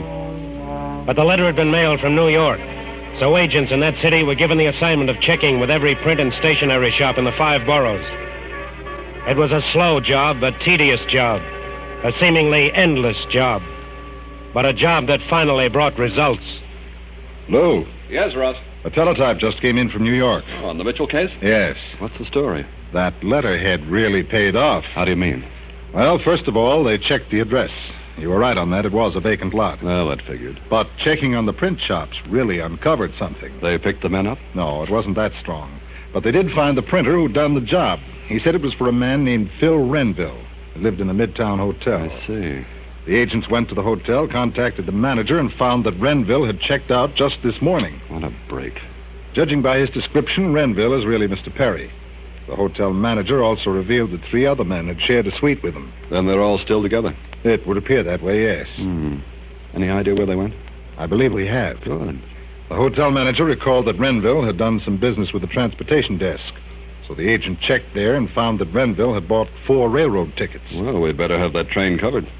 We don't have to. Why not? We're going to cover it ourselves. What? Sir Richard and company are aboard the 20th Century. They're due in Chicago here tomorrow morning.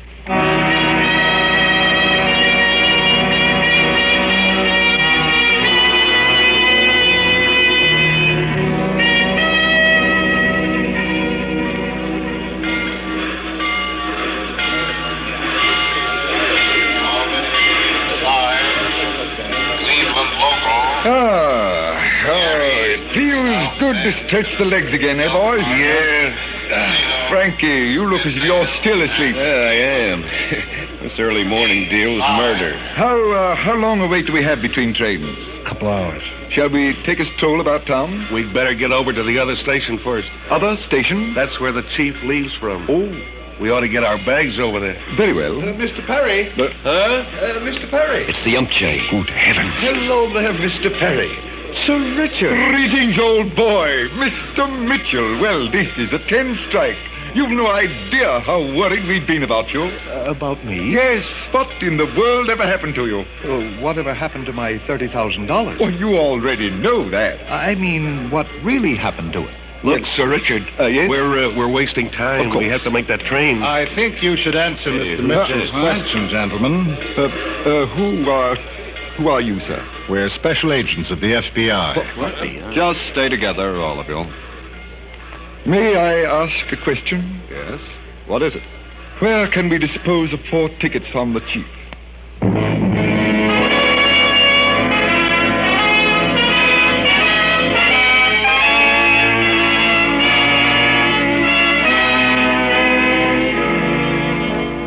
The Swindler's drama is an old one, and it's worked with little variation. It's 3 acts of the meeting, the build-up, and the payoff. But since 1934, since the passage of the National Stolen Property Act, the FBI has been able to add a convincing finish. A finish that was not in the Swindler's script. This finish is apprehension and arrest.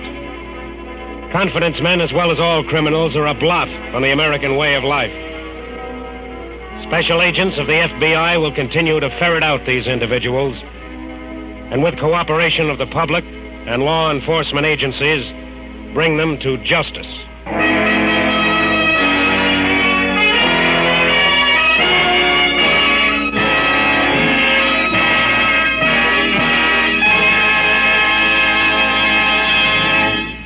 You'll hear the disposition of tonight's case in just a moment. Will you join the Equitable Society in a salute? A salute to a man so familiar to you that you tend to forget how important his wartime services are. A salute to the hard-working merchant who runs your corner store. Yes, your butcher, grocer, druggist, and the other small but important businessmen on America's main streets deserve an overwhelming vote of thanks. In spite of shortages, point rationing, and manpower difficulties, they're still doing business at the same old stand. Still proving that in a land of opportunity, the right kind of men can always get ahead. The Equitable Life Assurance Society of the United States is proud of its many associations with these typically American institutions. And we firmly believe that the millions of dollars of Equitable Society funds that help finance business may truly be called investments in victory, just as are the other equitable millions that have gone into war bonds and war industries. In wartime, equitable society dollars are fighting dollars, and at all times, they are security dollars for you, your home, and your country.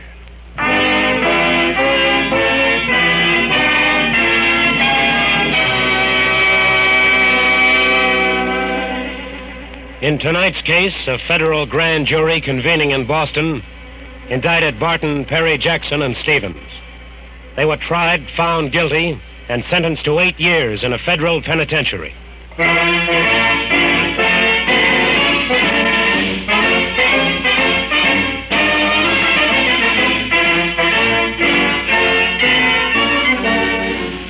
The incidents used in tonight's broadcast are taken from the files of the Federal Bureau of Investigation. However, all names used are fictitious, and any similarity thereof to the names of persons living or dead is accidental. Tonight, the music was under the direction of Van Cleve. Your narrator was Frank Lovejoy. This is Your FBI is a Jerry Devine production. And now this is Carl Frank speaking for the Equitable Life Assurance Society of the United States and inviting you to tune in again next week at this same time for This is Your FBI.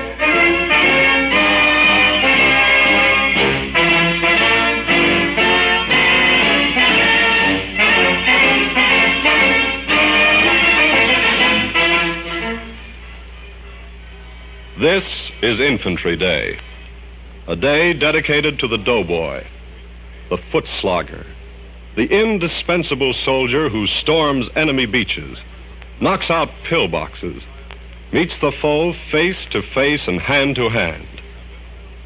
No war was ever won without infantry, and no infantry ever surpassed the heroic American troops we honor now. But remember, they can't reload their weapons with words of praise. So be practical about Infantry Day.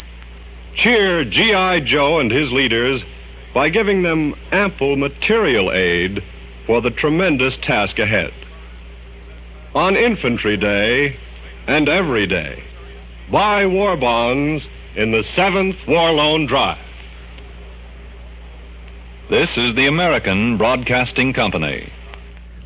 This is Your FBI from June 15th of 1945. Confidence Game, sponsored by the Equitable on the American Broadcasting Company, was in Chicago at 7:30 on Friday nights, not so long ago, back about 1949. Interesting program. Infantry Day, they said. This was just between VE Day and VJ Day. The World War II was, it was done in Europe, in the European theater of war, and it was getting ready to wrap up later in August when those bombs would fall over Hiroshima. So you can see the Infantry Day thing in the 7th War Loan. It was the last war loan, the drive for bonds, for more money. This is Chuck Shaden here with our Those Were the Days program on WNIB Chicago, FM 97. And we have these Friday night shows still to come ahead of us. The Eddie Cantor Show, the Red Skelton Show, The Life of Riley, and Fletcher Henderson and his orchestra, and a nice band remote. Right now we have an excerpt for you from our cassette tape of the month for the month of April. Mystery and Adventure highlight the cassette tape for April. We have The Adventures of Sam Spade and this, The Whistler.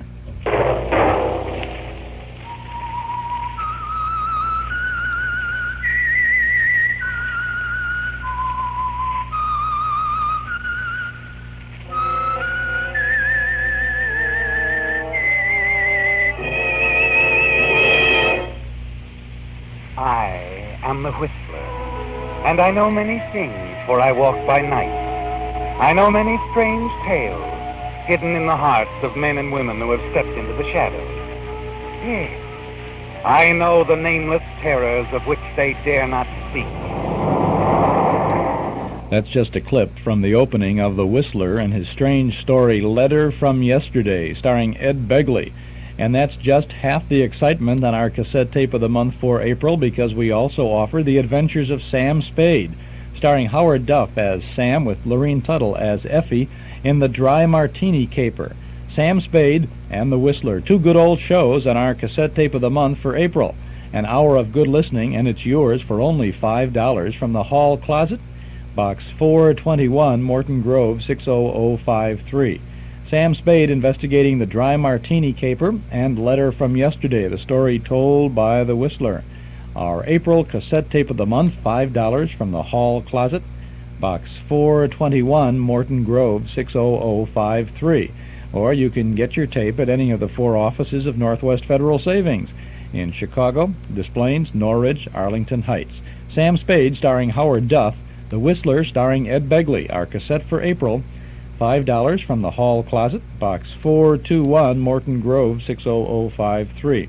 We'll also include a list of previous cassettes of the month that are still available, and if you'd like to have that list but don't care to order this April tape, then just send the self-addressed stamped envelope to the Hall Closet, Box 421, Morton Grove, 60053, or you can pick up the list, or for that matter any of our previous or current cassettes, at the Metro Golden Memory Shop at 5120 West Irving Park Road. I would like to invite you to an evening of television, if I may. Not on your television set, but on the screen in the community room at Northwest Federal Savings. Next Tuesday evening, the 13th of April, we will be hosting another of Northwest Federal Savings Nostalgia Nights, and we will be watching some of the great TV westerns. We're going to have a 1961 Rifleman telecast starring Chuck Connors. We'll have the life and legend of Wyatt Earp from 1956 starring Hugh O'Brien as Wyatt. And also from 1956, Guy Madison stars as Wild Bill Hickok with Andy Devine as Wild Bill's sidekick Jingles. The Nostalgia Night program will be held in the community room of Northwest Federal Savings Irving Park office at 4901 Irving Park Road. The session will begin at 7:30. We'll wrap it up about 9 o'clock. Space is limited, but you're absolutely invited, and there is absolutely no cost. Just make a reservation. Call the Community Service Center at Northwest Federal right now. Give them a call at Spring 7-7200. Tell them Chuck Shaden asked you to call, and you want to reserve a place for you at the Nostalgia Night TV Western program next Tuesday, the 13th of April. Call Northwest Federal's Community Service Center, Spring 7-7200. Spring 7-7200, and we'll look forward to seeing you in a trio of good old television shows. Good way to reminisce a little bit about TV, and we'll be talking about some of the early westerns on television. I think you might have a little nostalgic memory jogged next Tuesday night. Wyatt Earp, the Rifleman, and Wild Bill Hickok on our TV Western Nostalgia Night at Northwest Federal next Tuesday evening, the 13th of April at 7:30. Give them a call, reserve a spot for you. It's absolutely free. Spring 7-7200.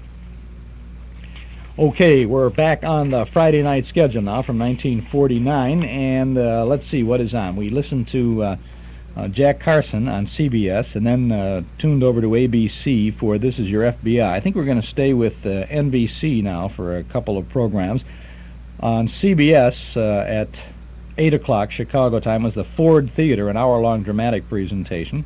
On ABC, right after This Is Your FBI, interesting program following This Is Your FBI, Break the Bank, followed by the Sheriff, and the boxing bouts. Well, that's all appropriate, huh? Well, we won't watch or listen to Break the Bank. On Mutual, we had Gabriel Heater. There's good news tonight, but bad news for Gabriel because we're not going to listen to him. We're going to go over to NBC and listen to the Eddie Cantor Show. This is the Eddie Cantor Show from May 27th of 1948. It's very difficult to find top-notch quality Eddie Cantor shows. We have a number in our collection, a number of Cantor programs, but they're all there's something wrong with them one way or another, quality-wise. The one we're going to hear now seems to be recorded from a bunch of 78 RPM records. That was how they recorded some of these things sometimes. That's how we came across this particular show. I think you're going to like it, and well, let's just not worry so much about the sound quality, but rather of the comedy quality, and I think you'll find it very entertaining. From May 27th of 1948, The Eddie Cantor Show.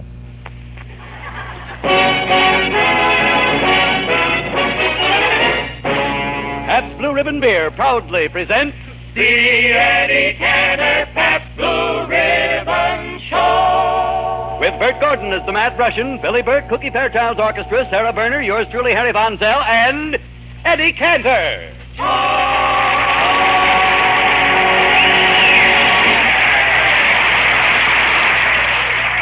June is busting out all over. Yes, here we are on the brink of another June, and mighty soon those lovely June brides will be blossoming forth. June is busting out all over. That's right, Harry, and here in Hollywood, the June bride really works fast. Today, she sweeps some guy off his feet, and tomorrow, brushes him off. You know, Harry, this is bargain week at City Hall. For $5, a guy can get a combination marriage license, hunting license, and dog license. Well, what's the idea? If he gets married, then goes hunting, he must wind up in the doghouse. Harry, I guess I'm just an old sentimentalist, What? but I always cry at weddings, especially when the minister says, "Do you take this man for your lawful wedded husband?" And the bride says yes. It's so sad. Well, what's sad about it? That's the last time she'll say yes to that poor guy as long as he lives. Hey, Harry, didn't you get married in June? No. But my wife was a June bride. Yeah. I don't know. Well, how could that be, Harry? Yeah, well, she said yes in June, but I held out until July. Why, were you so shy? I was very bashful and Really? shy, you know. Gosh, all the time we were engaged, I never kissed her. No? Shucks. I didn't even kiss her at the wedding. Not even at the wedding? No. Well, Harry, tell me, when was the first... I'd like to talk about Tell me, it. Harry, that's all. Well, that's all right. Harry, tell me, when did you get up enough courage to kiss your wife for the first time? Last Mother's Day, my two kids talked me into it. Oh, you're pretty silly, Harry. You know, Harry, they're doing a booming business down at the Marriage License Bureau here. Good. So many girls are trying to become June brides that they ran out of paper for the licenses. Oh, no. Well, what are they doing about new marriage licenses? They're printing them on the back of Lana's old ones. Say, Harry Von Zell, you know, all the girls want to be June brides, and since this is leap year, they're not bashful about proposing. No, they're pretty aggressive, huh? Aggressive? Yes. Let me show you. Here is a typical leap year romance. A bachelor standing all alone on a street corner. June is busting out all over.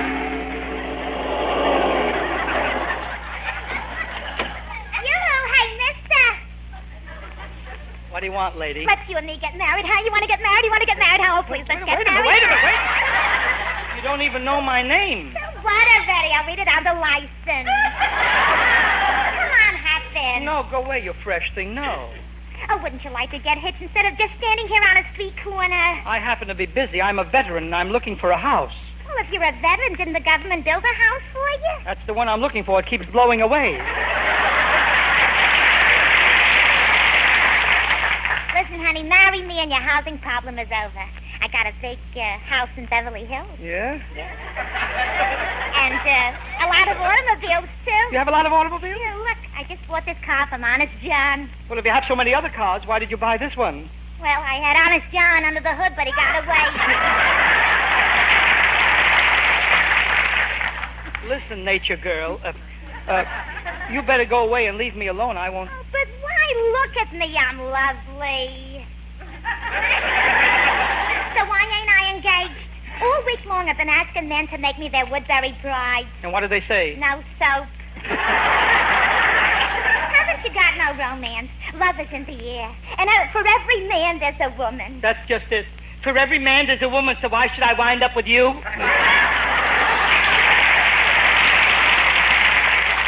Listen, you won't be able to resist me for long, big boy. I just know I'll make you give in. What makes you so sure I'll give in? Well, I'm wearing a perfume called Yes. It looks like a deadlock. I'm wearing an aftershave lotion called No. Oh, come on, marry me, mister. I'm so affectionate. Let me put my head on your shoulder and dream about my hope chest. Forget it. With me, there's very little hope. With you, there's very little chest. Go away from me. I've already got a girl. You have? Yeah. Oh, gee. I guess I'll just have to settle for a movie again. And how I hate going to movies. The only part I like is where the usher walks me to my seat. Where the usher walks you to your seat? Yeah, I figure that's the only chance I'll ever get to walk down the middle aisle with a man. Julius busting out all over. That may be exaggerating it a bit, Harry, but nowadays women are aggressive. That's why I picked a woman to handle my presidential campaign in Pasadena. Oh, that. Billie Burke. Why? Yeah, well, you still think you're going to be our next president? Huh? Of course I do. Imagine, Harry, me in the White House and Ida, the first lady. Oh, Harry, I've often wondered if I could be the first man. Eddie, I've often wondered if you were. Oh, stop being silly. With Billie Burke as my... Oh, telephone. Hello? This is Eddie Cantor. Hello, this is Billie Burke.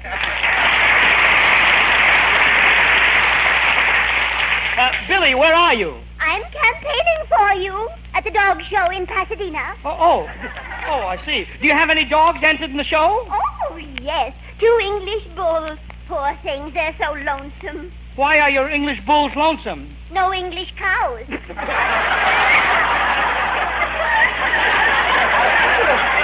Well, Billie, that's ridiculous. It would be silly to have English cows. Oh, well, of course. Imagine a cow giving tea instead of milk. Tell me something, Billie. Did you ever... Oh, yes, lots of times. But, Billie... As a matter of fact, I once had one of those long, underslung dogs, a dachshund. Oh, yeah, one of those long dogs. Yes. He almost had me ostracized from Pasadena. The dachshund, why? Well, part of him was always dragging behind in Pomona. Billie, do me a favor and go and see a psychiatrist. Oh, I have been. I went to see one, and he's done wonders for me. He has? Oh, yes, before I went to him, I was such a screwball.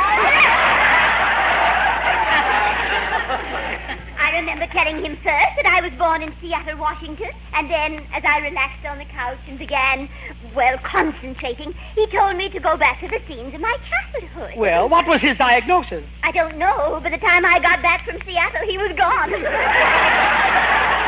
I find it very difficult to follow you. Eddie, at your age, you really shouldn't try.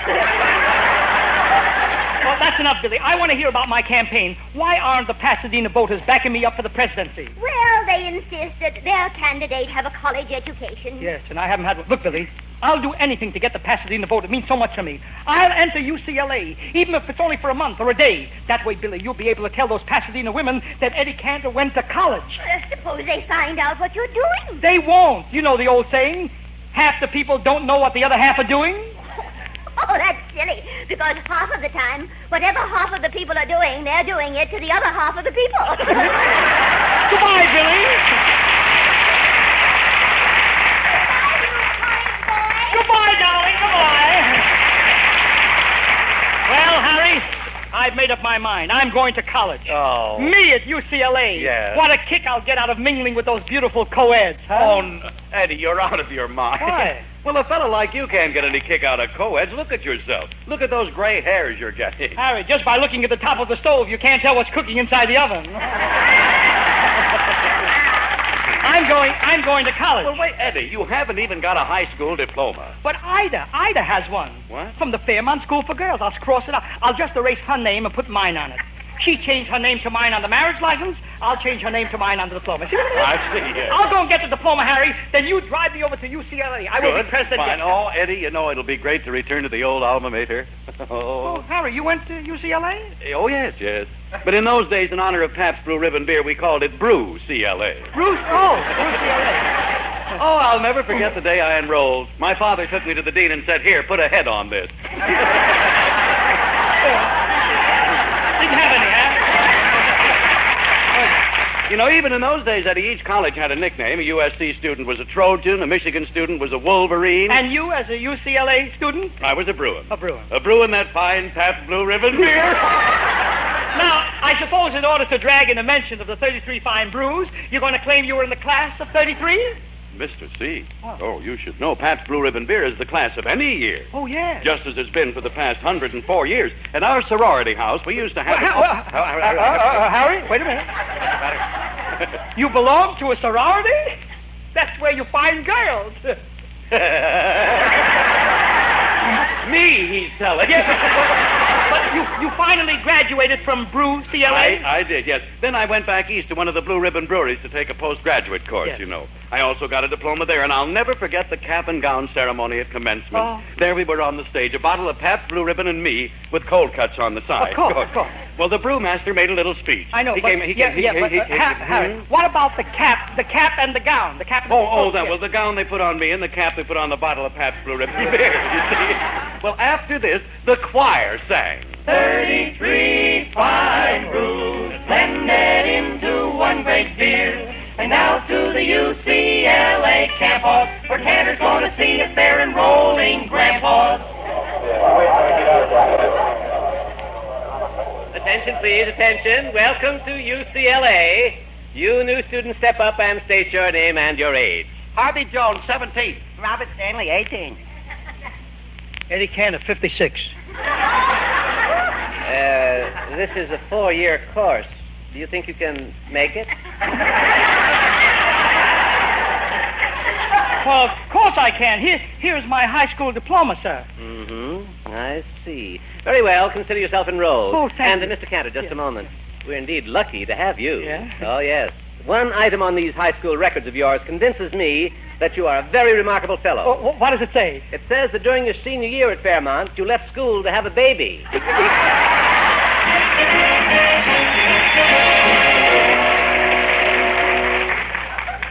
Harry, Yes, Eddie. here is the nearest boarding house to the campus. Mm-hmm. Now I'm all set for my college career.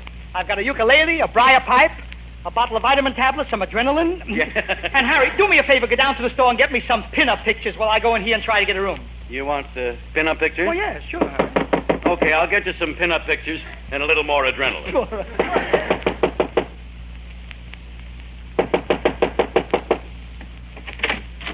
Good afternoon. I'm afraid I kept you waiting.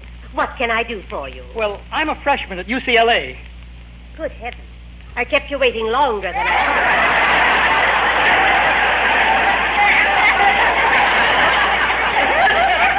Tell me, lady, do you have a room? Well, right now I happen to be well filled. I can see that, but do you have a room? Yes, if you don't mind sharing it with another college boy. It's room 4A, up on the 4th floor. The 4th floor? Yes. Do you think you can, make it?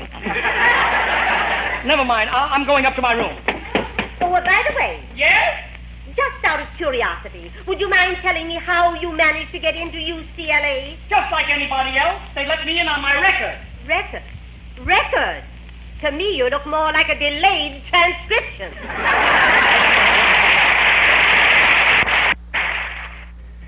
You get that joke there at the end of that?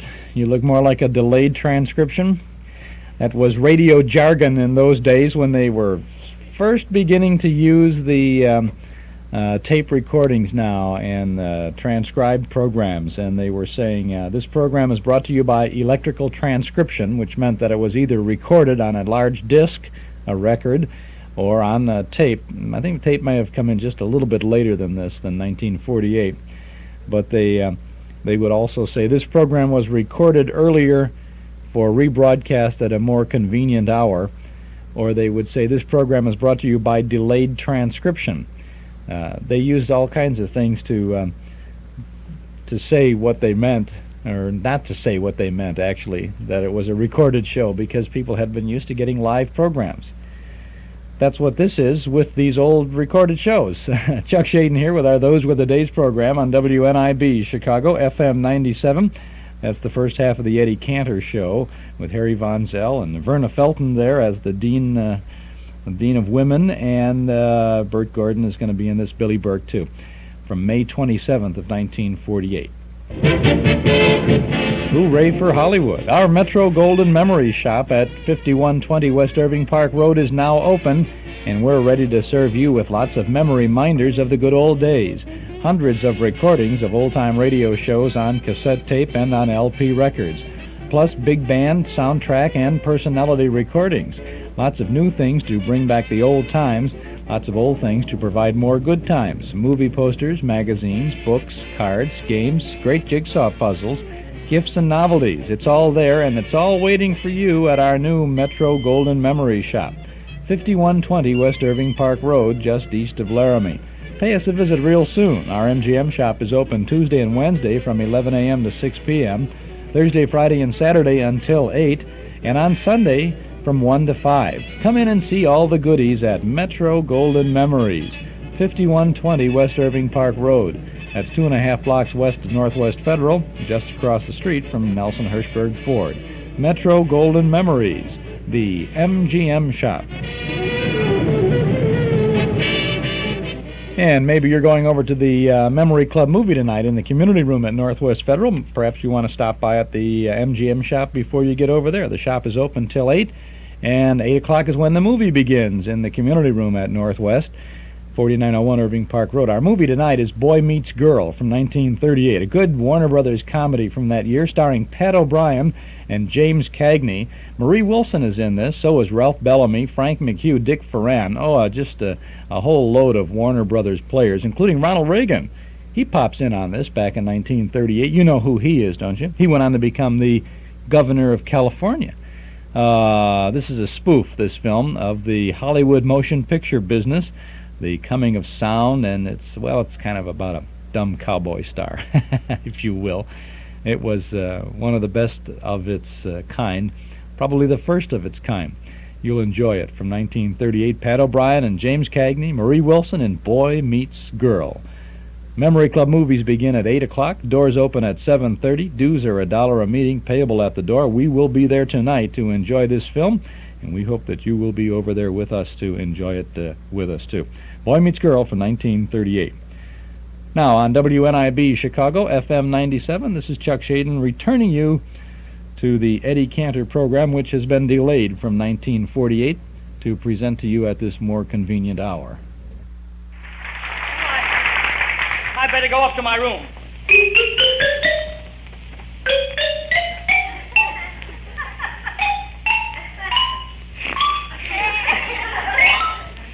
Well, here it is, room 4A. I'll just burst in and bowl over my roommate with my collegiate personality. Rackety Rex, I'm the campus kid. Hold my head, I'm blowing my lid. Rah-rah-rah, rah-rah-rah, rah-rah-rah, rah-rah-rah, rah-rah-rah, rah-rah-rah, rah.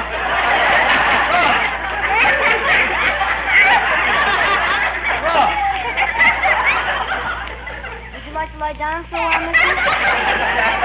Skip that mister stuff, chum. I'm your roomie.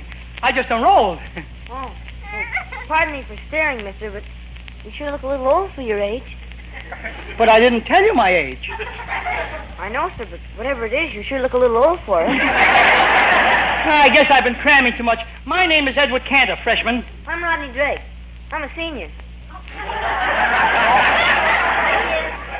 Oh, Drake, old man. Yeah, kid? I see we got bunk beds. Look, since you're the senior, suppose you sleep on the lower bunk, and I'll climb up on the top one. You think you can make it? Make it? Just because I'm a freshie, don't underestimate my strength. I'm a man of iron. Let me show you. Look at this muscle on my arm. Gee, that's a dandy. Sure. Now look at this muscle on my leg. I don't see any muscle on your leg. It's still on my arm. Give it a chance to make the trip. Give it a chance.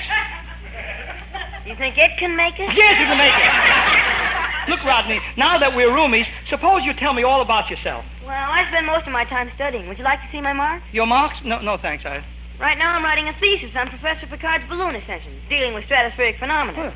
Might interest you to know that when Professor Picard's balloon went up today... Yep. Hi, Eddie. Hey, this is a nice room you got here. Pardon me, Edward. Is this a man, or did Professor Picard's balloon come down?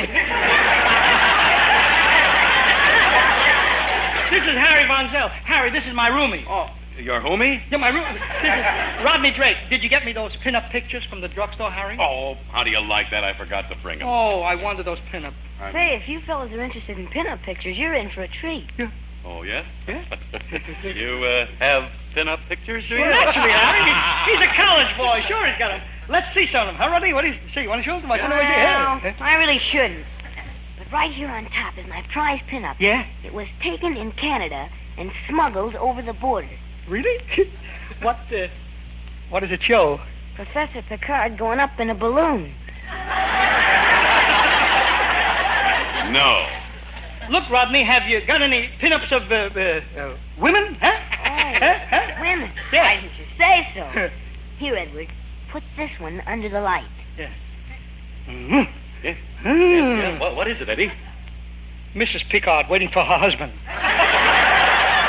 Look, Rodney, what have you got that's a little more revealing? Yeah, you know. You can show us. We've been around with Jessel. Yeah, we know. I was on Aeroplan's yacht, was you? Well, okay. Revealing. Something, Here. yes. It's a picture of Einstein right after he got a haircut. It isn't what we mean. Louis, show us something in a bathing suit, or better, tight. Tight. Something tight, yeah. Yeah, I can explain it to him, you know what I mean? Well, I didn't want to show you this. I can get in a lot of trouble. But we won't see anything. Of course, I won't Well, here, take one fast peek. Okay, well, let me see. Harry, who does it show in tights? Joe Louis, heavyweight champion of the world. Oh, come on, Rodney. We're men. What have you got in the line of cheesecake? You know, limbs? Oh, limbs. Well, you finally dragged it out of me. Here, look at this picture. Those legs are insured. Wow, what legs! This is more like it. What is it? Hosea Turvey's grand piano. Oh! This is the one I want to hang over my bunk bed. Huh? You know, I still wish we had two lowers. Wait a minute, you have bunk beds here? I didn't notice that. Oh, boy. Why so excited? Harry, Eddie. why are you climbing that ladder? I've always wanted to see how it feels to lie down in an upper bunk like this. Here I go.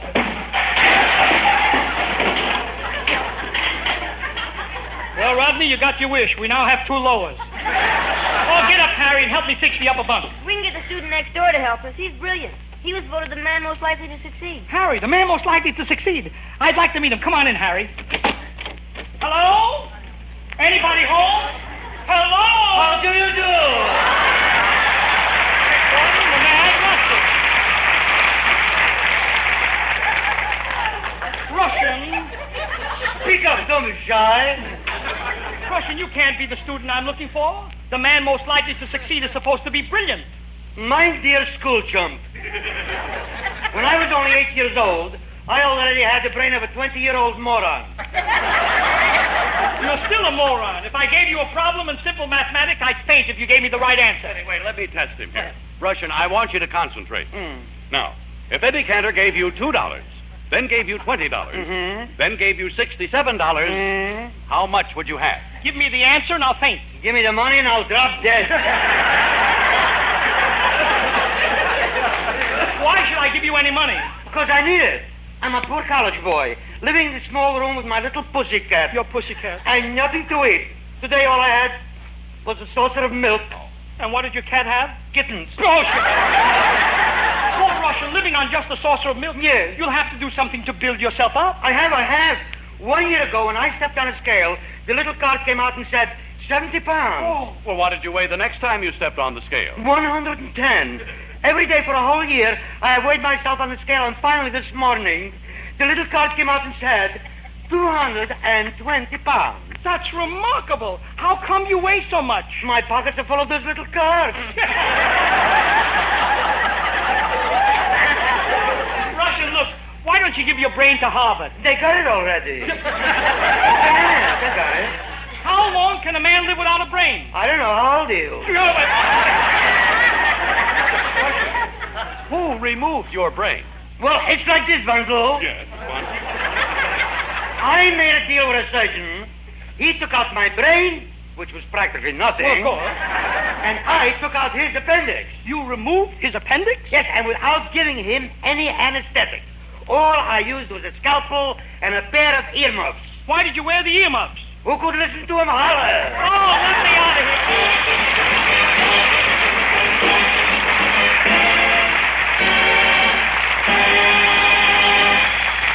You know, friends, Hollywood isn't all glamour and nightlife and parties as some of the more sensational movie magazines would have you believe.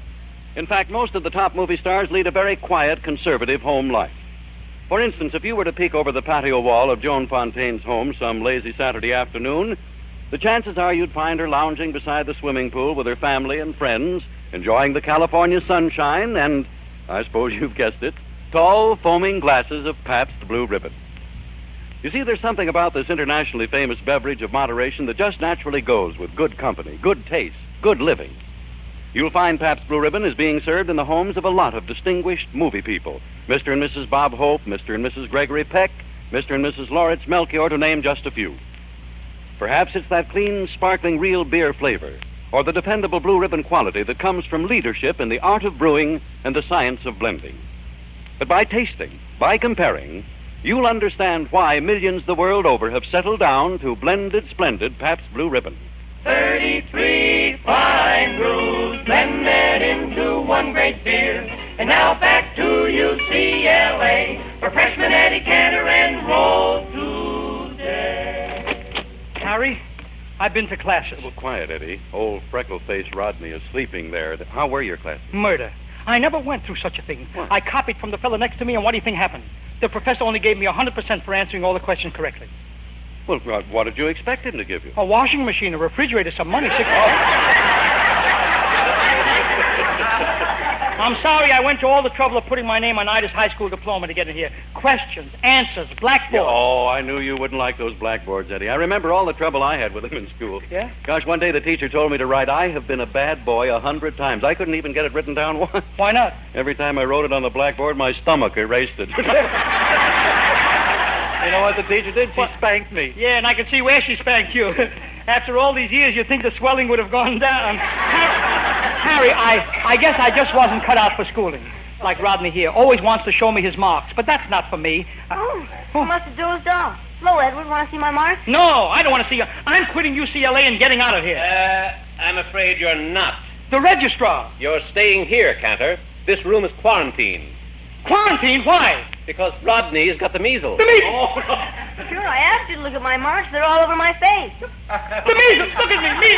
56 years old. I got to go home and tell Ida. Oh, no, you don't. No, you don't get into that bunk, Cantor. You'll be here for a long time. Boy, you really outsmarted yourself this time, Eddie. With all your scheming, you'll wind up being quarantined for a week. Maybe a month, all alone with Rodney. Not exactly alone, Mr. Bonzell. Oh. You're here, too. Just climb into that lower bunk with Rodney. It serves you right for laughing at me, Harry. At least I'm sleeping here in the upper bunk all alone. Not exactly alone, Mr. Cantor. Not alone? No. Who's sleeping with me? How do you do? No!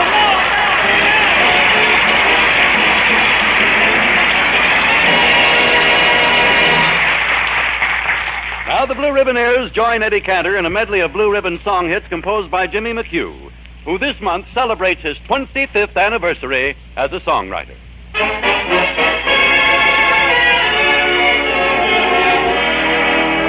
Coming in on a wing and a prayer. Coming in on a wing and a prayer. Though there's one motor gone, we can still carry on. Coming in on a wing and a prayer. I'm in the mood for love, simply because you're near me. Honey, but when you're near me, I'm in the mood for love. Aye, aye, aye, aye. Have you ever danced in the tropics? In that hazy, lazy-like, kind of crazy-like South American way. I know why I've waited, know why I've been blue. Prayed each night for someone exactly like you. Grab your coat and get your hat. Leave your worries on the doorstep. Just direct your feet to the sunny, sunny side of the street. Don't blame me for falling in love with you. I'm under your spell, but how can I help it?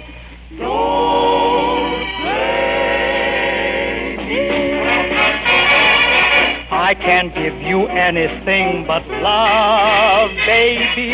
That's the only thing I've plenty of, baby. Dream a while, you're sure to find happiness.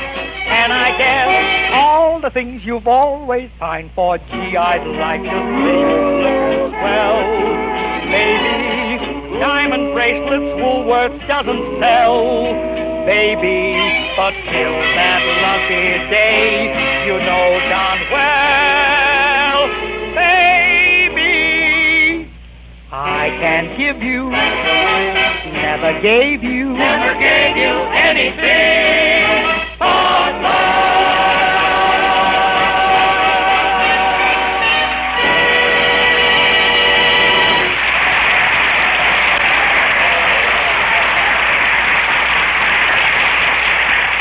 Thank you, ladies and gentlemen. Remember, next week on this program, we're going to have an old alumnus, Dinah Shore.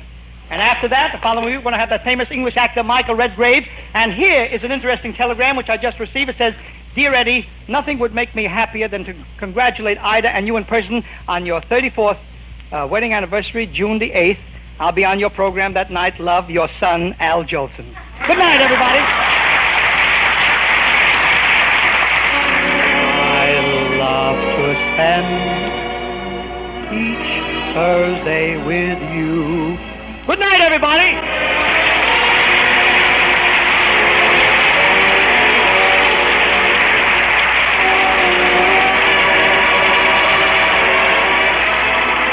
Friends, 6 years ago this week, Eddie Cantor was starred in the first program of a series known as Command Performance. I introduced Eddie, so our voices were the first to be heard on this great radio show, created and still presented for our servicemen overseas. And so, to Armed Forces Radio Service, who produced Command Performance, Eddie and I say happy birthday. This program is brought to you by the Pabst Brewing Company of Milwaukee, Wisconsin, Newark, New Jersey, and Peoria, Illinois. Written this week by Joe Quillen, produced and directed by Vic Knight, sent your way with the best wishes of the Pabst Blue Ribbon dealers from coast to coast. This is NBC, the National Broadcasting Company.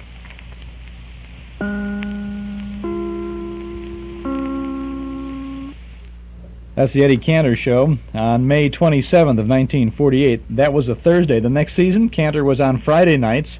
He was all over the dial, really, as far, not the dial, but it was with NBC mostly, but it was all over the week. Started out on Sundays, and he used to sing, "I love to spend each Sunday with you." Then he was on Wednesday nights and Thursday and Friday. I guess maybe the only time he wasn't on was probably Monday or Tuesday and Saturday. But he was in 1949 on a Friday night, and that helps us fill out this Friday look at the week that was, the Eddie Cantor Show here. Interesting note there, Harry Von Zell and Cantor celebrating the 6th anniversary of Command Performance. And according to what Von Zell said there, that was he and Cantor were on the first of the Command Performance programs. Well, I'd sure like to have that one. We have a lot of Command Performance shows in our collection, but I don't believe we have the first one. I'm almost positive we don't have the first one. But that's something to shoot for, you know. People say, where do you get all these shows and how do you come about them? Or do you have everything there is? No, by no means do we have everything there is to get. We find these in every nook and cranny. We have friends across the country who are searching out these programs for us, as we do too. And there's no one place, there's no easy place to find these shows, even the Command Performance shows, which are from Armed Forces Radio. You can't find many of those because they're not doing that anymore either. Armed Forces Radio today is mostly military personnel being disc jockeys at various Armed Forces stations across the world. So it's fun to find these shows, and say someone says, well, do you ever have this kind of a program, or do you have one of those shows? And I say no, and they're very hard to find. Burns and Allen, for example, we have only a handful of Burns and Allen programs in our collection. Yet Burns and Allen were on radio from the middle 30s for years, 15, 20 years on radio. Where are all those shows? Well, they're in somebody's hall closet someplace. And all you got to do, somehow, somewhere, somebody has to get the key to that closet and open it up, and you find it, and then we'll have them. And, of course, we're always snooping in the closet, so if they're around, we'll get them sooner or later and share them with you, because that's our great pleasure to share these radio shows with you on Saturday afternoons here on WNIB Chicago, FM 97, and through the week, Monday through Fridays in the morning on WXFM 106 on your FM dial from 8 until 10, on Sunday evenings out in Arlington Heights on WWMM Radio, and on Thursday evenings on WBEZ, the Board of Education station. We also have a little clip from our hall closet collection 6 days a week on WAIT, Monday through Saturday at 9 a.m. and again at 2 p.m., a little short excerpt from one of our shows. All of these programs are scheduled and listed in our Nostalgia newsletter and radio guide.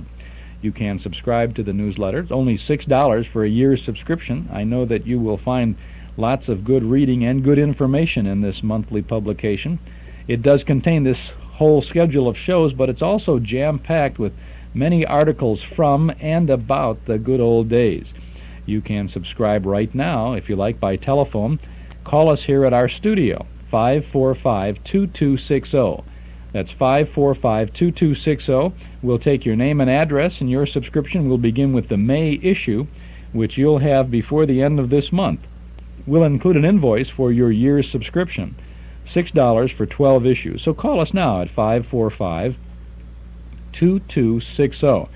We have doubled the size of our newsletter for May, and from now on, we'll have 32 big pages. It's TV Guide shaped, and it's loaded with all kinds of nostalgic things. The cover of the May National Radio Month issue of the newsletter features a very unusual old-time cathedral radio drawn specially for us by artist Joel Bogart. It's an old-time beauty, and it's hard to describe. More than 200 names of vintage radio show titles and stars make up the face of this cathedral radio. You've got to see it to believe it, and you will see it when you get our May newsletter. Also in that May issue, we have reprint articles, a 1938 reprint about the craziest job in radio, the job of the sound effects man. There's photos with that. We have a 1948 feature about the Lone Ranger and the town that changed its name in his honor. There's a 1943 Dorothy Dix Advice to the Lovelorn column. You'll find Dorothy Dix, the Ann Landers of her day, giving some advice. We have a page from a 1933 recipe book of the movie stars, and you will learn what Clark Gable's favorite recipe was back in 1933. Not going to tell you. Have to get the newsletter to find out. We have some 1945 sports page clippings about Andy Pafko and Leo DeRocher, plus regular features. Mark Nelson's Film Clips column about radio shows that became feature films. Carl Pearson's Notes from the Bandstand this month about Artie Shaw. Ginny Weissman, who's the editor of the TV Week magazine in the Chicago Tribune, she has written a very interesting article for Mother's Day about famous moms on television. June Condrath has written a nostalgic look at Chicago neighborhood movie houses, and there's more. We have our dime store classified advertising page, and of course there's news of our Saturday evening Memory Club movies. Would invite you right now to subscribe right now to our Nostalgia newsletter and radio guide. A year's subscription is only $6.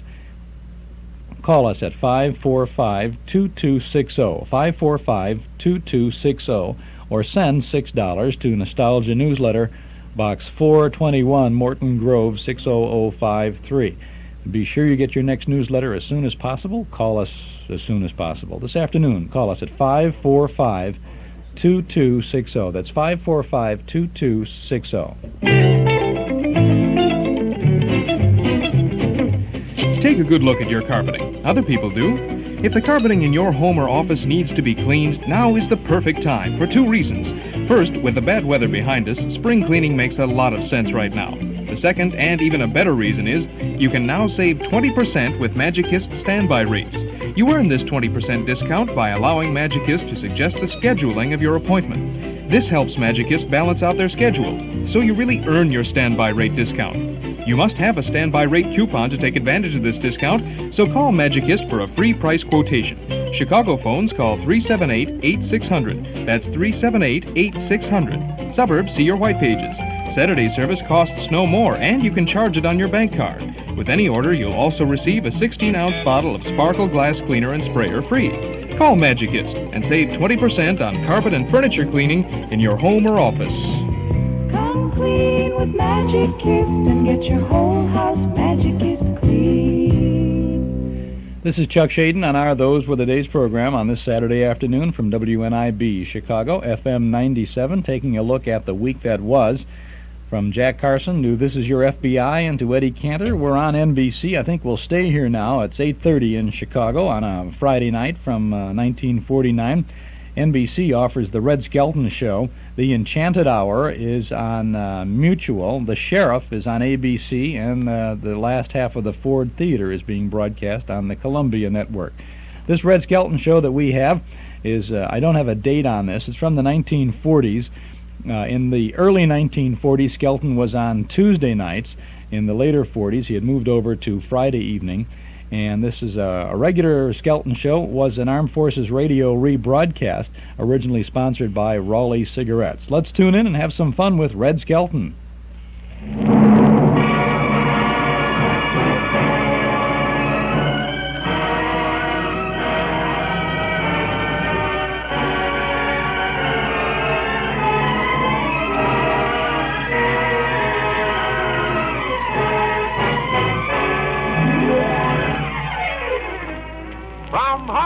Starring Red Skelton with David Forrester and his orchestra, our singing star Anita Ellis, Gigi Pearson, Verna Felton, Pat McGee, and Wonderful Smith, and yours truly, Rod O'Connor.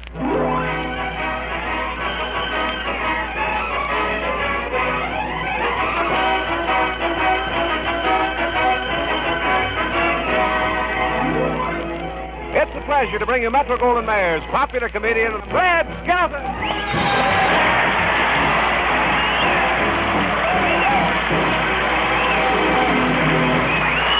Thank you very much, and good evening, ladies and gentlemen. How are you tonight, O'Connor? Fine, Red. Well, Red, I see you were out the racetrack. That's right. How did you know, though? Simple. You're not wearing a shirt. Yeah.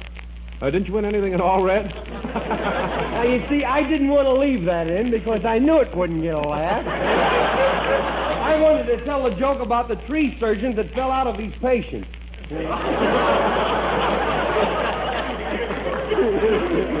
Well, yeah, we went out to Santa Anita, though, and everybody was so anxious to bet out there the last day. If you stood still for 1 minute, a line formed in back of you. Put that with a shirt gag, right?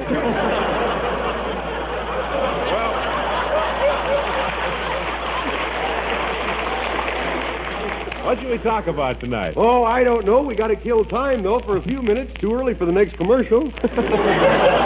Hey, I got a letter last week from a lady, see, and she says, I wish you'd take it easy on that. Blew my little boy out of bed 3 times. Hey, last week Anita Ellis went down to Mobile, Alabama. Let's talk about that, huh? Okay, why'd she go down there? Well, she picked up a hitchhiker, and she took him out to the city limits, see, but you know the Chamber of Commerce. You mean? Yeah, by the time she came to the sign that said Los Angeles city limits, she was in Alabama. Oh, now, Red, you don't expect me to believe that. Well, why not? The western boundary is Midway Island. Well, how about the South Los Angeles boundary? Where's that? I'm not sure, but their city councilman is a penguin. Well, let's get back to Anita. Say, I think it was nice of you to go down to the airport and meet her. Oh, I think you were the one that was nice, Red. You brought Anita that big bouquet of flowers. Oh, you were nicer than me, Rod. No, you were, Red. Wait till you get the bill for the flowers. Well, just think. Our little Anita going back to Mobile, Alabama to be queen of the Azalea Festival. Yeah. Hi, y'all. Well, Mrs. Flaghorn. Welcome home. Pull up a candy yam and sit down. Tell us about your trip, eh? Oh, I sure wish you could have been along with me, Red. Really? It was so much fun, they gave me the keys of the city. How do you like that? When I was stationed in Camp Seibert, Alabama, they locked everything up.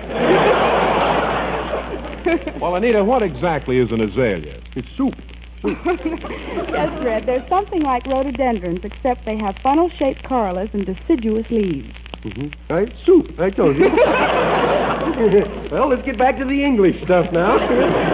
Say, how'd you like the folks down there, Anita? Oh, they were wonderful. Really? There's nothing like that southern hospitality. Yeah. The fields of cotton, southern fried chicken, candied yams. Yeah, and then after dinner you can go out and bowl a few weevils. need a weevil bull to do it. Say, on your way back from Mobile, didn't you stop off in Dallas for one personal appearance? Yes, Rod, and when those Texans heard that I sang on the Red Skelton program in Hollywood, you should have heard them cheer. Really? Because you were still in California. Yeah. Well, I guess they didn't know I got a 10-gallon hat with a secret compartment for my head. It was really nice of you and Rod to meet me at the airport, Really? but I'm afraid it put you out. Well, that's okay. They put us out, but we crawl back over the fence again. Anita! Mother wore tight. Isn't that beautiful? Anita Ellis sings Bless You.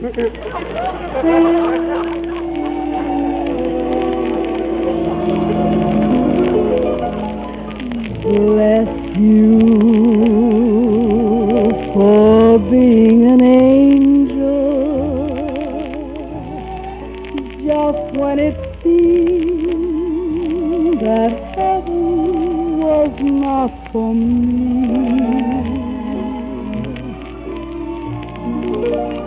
Bless you for building a new dream,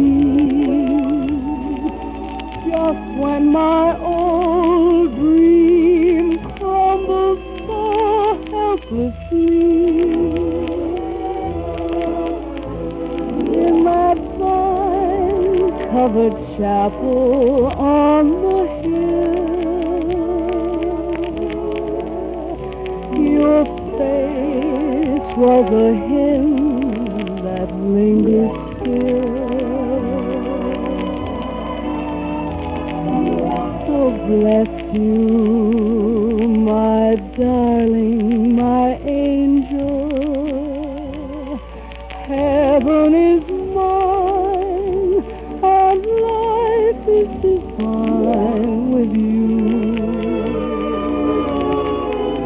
In that vine-covered chapel on the hill, your face was a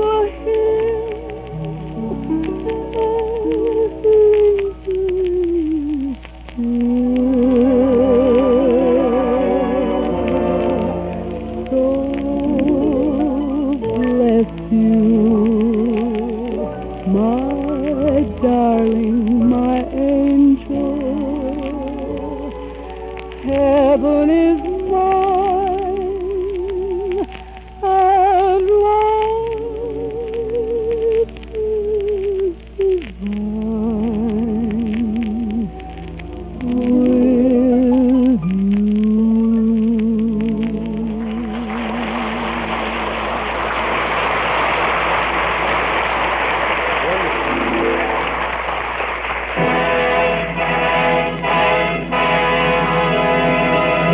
The Skelton Scrapbook of Satire. Let's not go nuts, old man. Page 1, keep your cab out of my territory.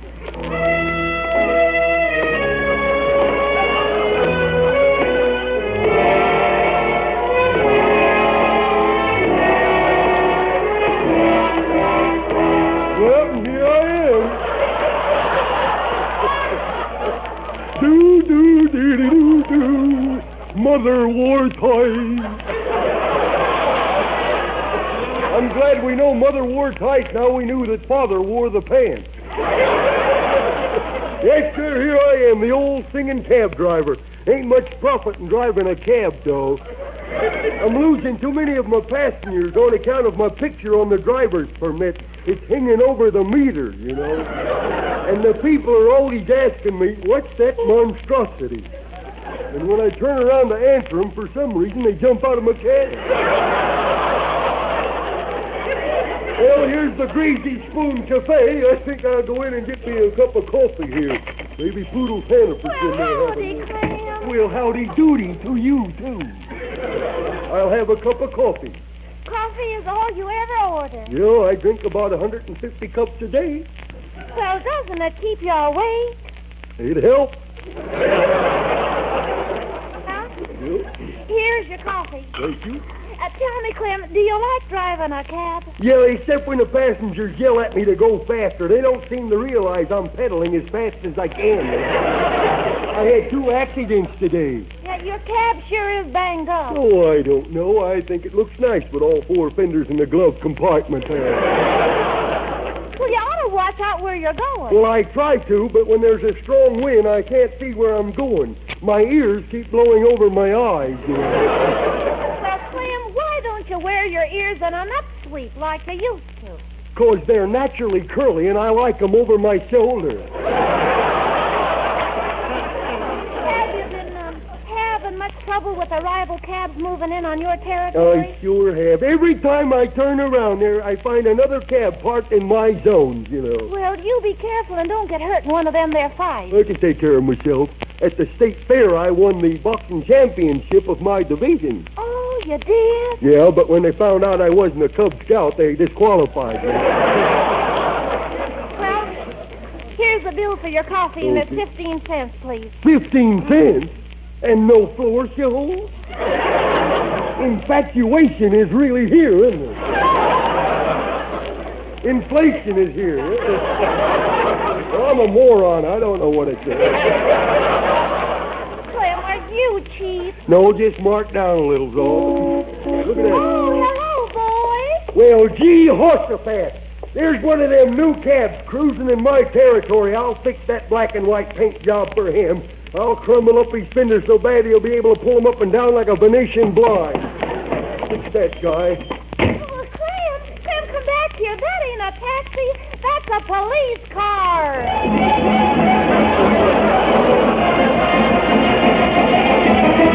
Well, I think they turned up this street here. Yep, there it is. Now I'm going to sideswipe them a couple of times. Now I'll get the other side, like to be neat, you know. There, now that'll learn them. Hey, you! Pull over to the curb! You pull over!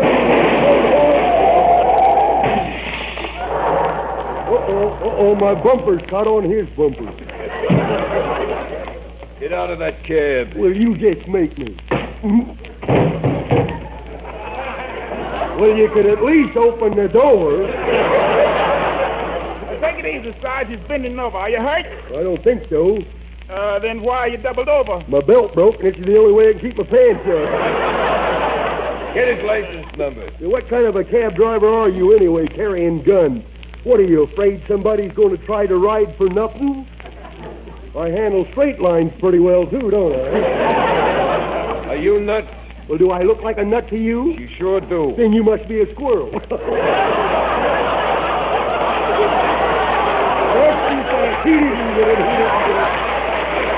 Well, that was a good one. Listen to pedestrians applaud. Hey, let's see your driver's license, Sporty. You know, they wouldn't give me one. You see, I'm nearsighted. Nearsighted? Yep. Then how do you know when you've gone through a red light? So, just wait until the ambulance pulls up. What's your name? Oh, wouldn't you like to know? Look, Stucco Brain. This ain't a cab. No? Next thing I suppose you'll be telling me is it's a police car and you're officers of the law. That's right. I knew I was too smart for my own good. What is this? The Polished Cab Company. Polished, P-O-L... Well, this is a terrible mistake. You'll please accept my apology. Grab that goon. Go on. Here now, let Come go. on, you. You know the taxpayers ain't gonna like what you've just done. In fact, the taxpayers who don't pay the taxes ain't gonna like it either. You don't have a license. Do you have any insurance? Yes, sir. The Lloyds of London have me completely covered against ever becoming conscious. Our front axle is busted. Well, it's too bad. All right, get in that cab. We're going down to police I'll headquarters. tell you what, due to the fact it was my fault, I'll let you ride for nothing. There's This a brilliant ain't a- line in it. This ain't a pleasure trip, Pigface. Oh, no. Yeah, we're running you in. Well, then you're going to have to run pretty fast to catch me, brother. Whoa! Get your gun and throw a stay in him. I'd like to throw a hook of lead. Whoa! The way that bullet just passed me, I just passed it.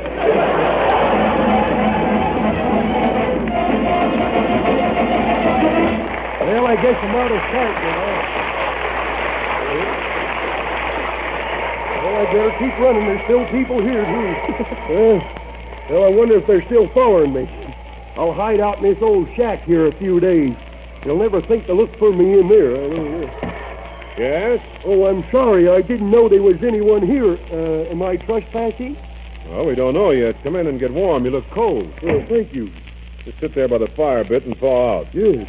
Mighty neighborly of you. My name's Clem Kadiddlehopper. I'm glad to know you. I'm Admiral Burke.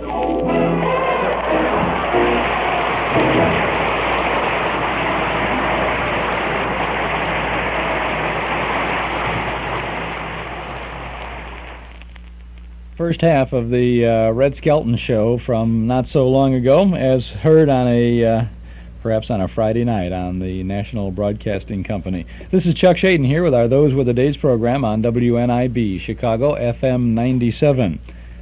Townhouse TV and Appliances offers you the hottest name in CB radio equipment, Cobra, the ultimate AM mobile unit because it's loaded with rugged quality and powerful features in a compact unit you can take anywhere. Ask anyone who knows anything about Citizens Band radios, and he'll tell you Cobra is first rate. For CB radios, it's Cobra.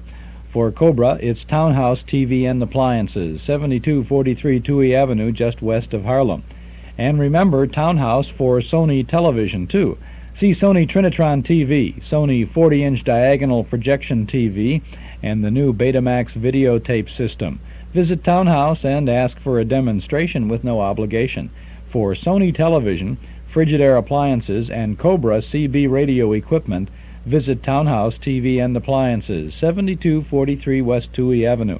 They're open Monday, Thursday, and Friday nights till 9, and Saturday until 5. Now let's return to the Red Skelton Show.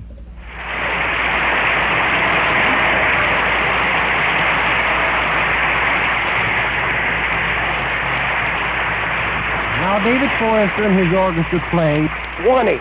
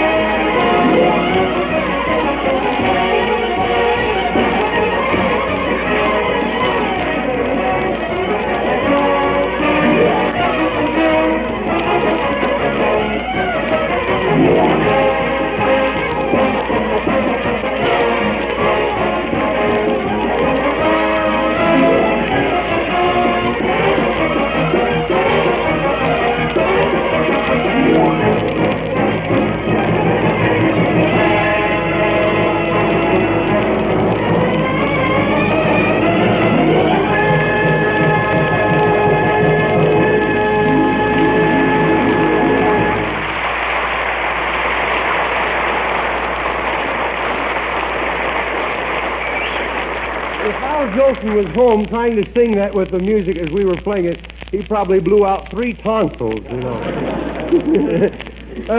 Page 2 of Trespassing is entitled The Shortcut.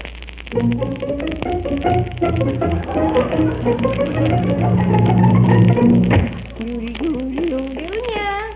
Oh, Junior! Uh-oh, the call of the wild. She had a smile in her voice. Maybe it's safe to answer. Here I am!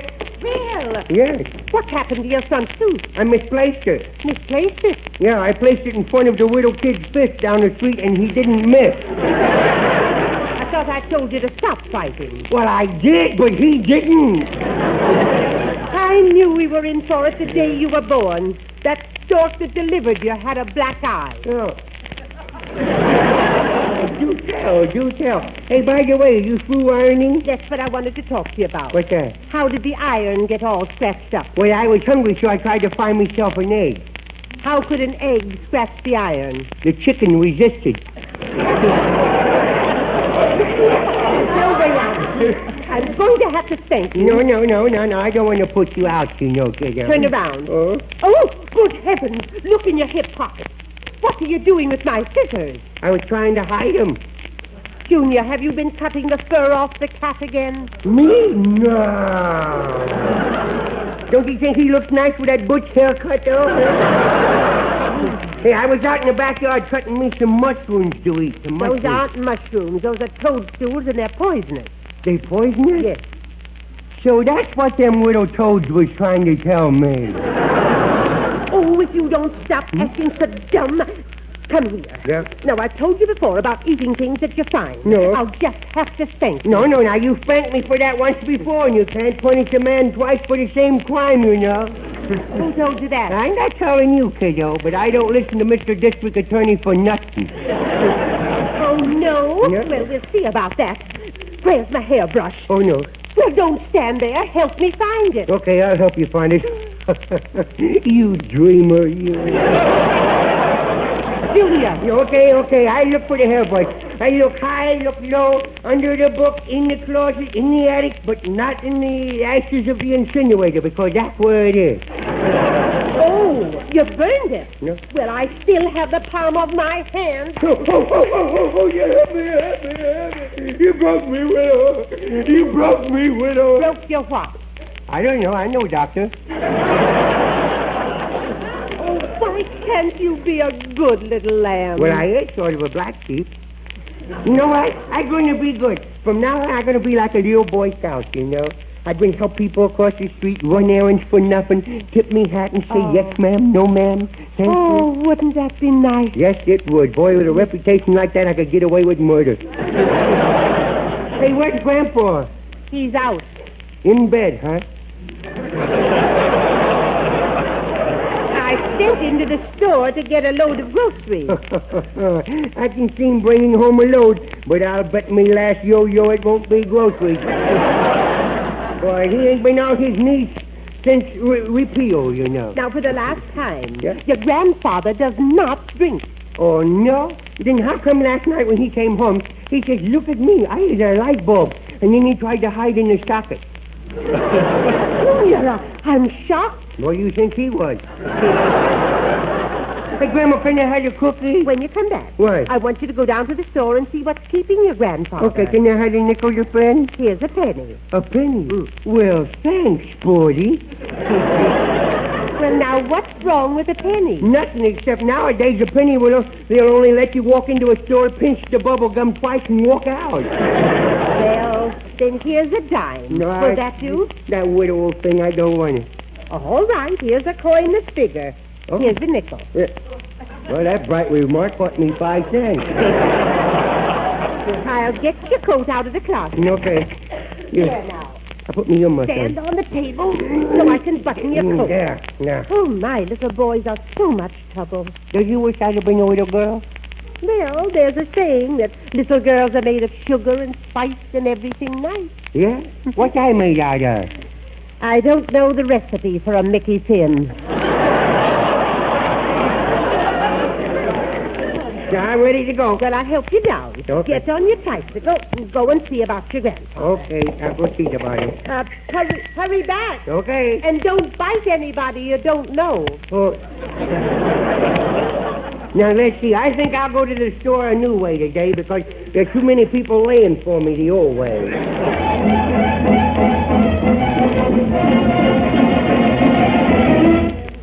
Gee, I kind of lost. I don't know which way to go. I ride my tricycle up this alley. Maybe it's a shortcut that goes through. Oh, good heavens, here comes the squad. Here, get away. Well, either I'm longer or my tricycle's shorter. Are you all right, little boy? Oh, I hope he don't smell licorice on my breath. Are you all right? Speak to me. Speak to me. Speak to me. Oh, shut up. Why don't you watch where I'm going? Why don't you? Well, I have to ride my tricycle backwards. I'm from Wyoming, and I can't face these California drivers. Are you all right? No bones broken? You carry any insurance? No, I don't. No bones broken. Say, you're pretty smart for such a little boy. Yeah, You should go home. I can't. I lost. Look, don't you have any identification on you? Yes, I got your dog tag, a widow dog tag. Fine. There Let's you see, go. let's see. Thank you. Oh, There. To whom it may concern, this is Junior. If he is ever lost, the finder will receive $50 reward for not telling anybody about it. Now, that can't be right. Yes, it is. I know where I live, on Soderstorm Street. Well, that's the next street over. Do tell. Yes, now, here's my name and address in case you're hurt. Now, you take it easy and stay out of traffic. Okay, goodbye. Goodbye, mister. You was a nice old fellow, wasn't he, huh? Well, I gotta get going now. Let's see, I better hurry up now. Maybe I'll take a shortcut through this yard here. Let's see, open this big gate now. Wonder what that sign says. B-E-W-A-R-E-O-F-D-O-G.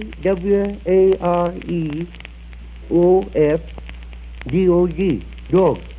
Dog. That last one's dog. Maybe the first part's his name. Yeah.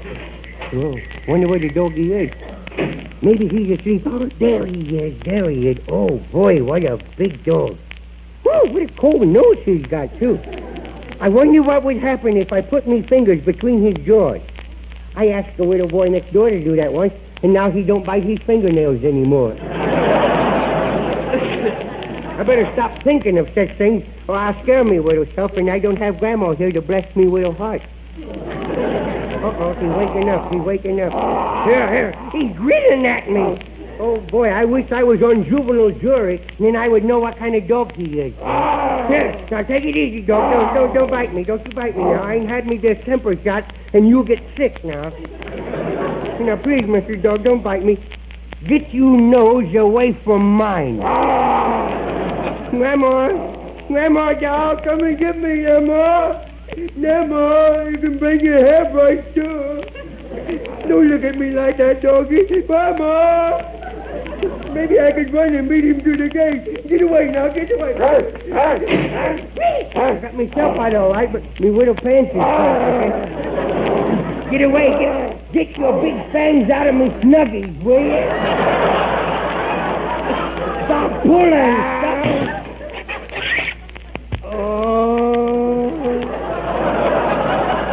I'll never be able to show my face around here again.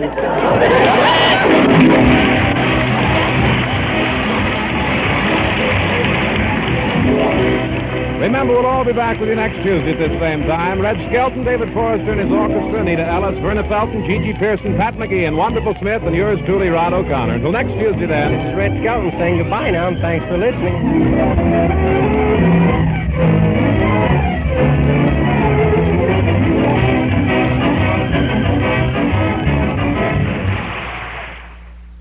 That's the Red Skelton Show with the whole gang there. Junior the Mean Widow Kid, and before that, Clem Kadiddlehopper. Good old Skelton. Good stuff with radio in those good old days. This is Chuck Shaden with our Those Were the Days program today and every Saturday afternoon from 1 to 5 right here on FM 97 WNIB in Chicago. Boys and girls, may we suggest that you step into the Paul shoe store in Evanston and then step out with a pair of Stepmaster shoes. Stepmaster shoes are reasonably priced, yet are made of quality ingredients by skilled shoemakers right here in Illinois. Not only do they come in basic infants' white high shoes and saddle Oxfords, but in shiny patent Mary Janes for little girls and high-fashion styles for bigger boys and girls. Your headquarters for Stepmaster Shoes is the Paul Shoe Store at 2924 Central Street in Evanston. Step in, and you'll have a fit at the Paul Shoe Store. We have a Life of Riley broadcast ahead of us yet this afternoon, and also a band remote with Fletcher Henderson in the orchestra. So some good things as we continue to take a listen in at the week that was, the Friday shows. Mystery and Adventure highlight our cassette tape of the month for April as we offer The Whistler and The Adventures of Sam Spade. Sam Spade Detective Agency. Me, sweetheart. Sam, how did it go? It was the end, Effie, but the end. Oh, Sam, not another one of those society things. Depends on what you mean by society. Well, you know, Sam, cafe society. Cocktails for two, hands across the table, making another old-fashioned, please. Let's not lose our head, Effie. Nothing but double martinis, very dry, with 2 olives, sweetheart. 2 olives? Mm-hmm. Oh, Sam, isn't that overdoing it? It was all overdone, sweetheart. That's what cracked it. Now, stay right where you are. I'll be right down to mix up my report on the dry martini caper. Get it? I got it. That's just a clip from The Adventures of Sam Spade starring Howard Duff, Lorene Tuttle as Effie, and you can get it when you order our cassette tape of the month for April. And Sam Spade is just half the excitement on our tape because we also offer the Whistler's Strange Story Letter from Yesterday starring Ed Begley. Sam Spade, The Whistler, 2 good old shows, our cassette tape of the month for April. This hour of good listening is yours for only $5 from the Hall Closet, Box 421, Morton Grove, 60053. Sam Spade investigates the dry martini caper, and Letter from Yesterday is the story told by The Whistler. Our April cassette tape of the month, $5 from the Hall Closet, Box 421, Morton Grove, 60053. Or you can get your tape at any of the 4 offices of Northwest Federal Savings, Chicago, Des Plaines, Norridge, Arlington Heights. Sam Spade starring Howard Duff, The Whistler starring Ed Begley. Our cassette for April, $5 from the Hall Closet, Box 421, Morton Grove, 60053. We'll also include a list of previous cassettes of the month that are still available, and if you would like to have that list but don't care to order this April tape, just send a self-addressed stamped envelope to the Hall Closet, Box 421, Morton Grove, or pick up that list or any of our cassettes at our Metro Golden Memory Shop at 5120 West Irving Park Road in Chicago. Looking now at the Friday night lineup here from Network Radio, according to our Radio Mirror magazine from 1949, from May of 49. At 9 o'clock Chicago time, the Philip Morris Playhouse was on CBS. ABC had Friday Night Boxing. Meet the Press was on Mutual Broadcasting System. And The Life of Riley was heard on the National Broadcasting System. We go back to 1947 for this program, sponsored by Dreft and Dreen. March 29th of 1947, William Bendix starring in The Life of Riley. It starts with D and ends with T. That's Dreft, the greatest suds discovery in 2,000 years. Dreft brings you The Life of Riley.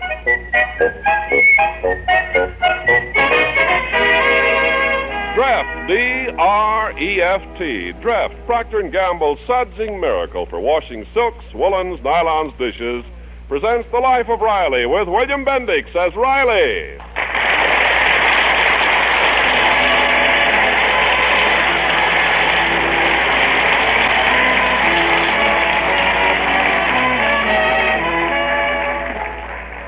Every once in a while, Chester A. Riley comes to the conclusion that he's losing the love of his wife, Peg. This time our story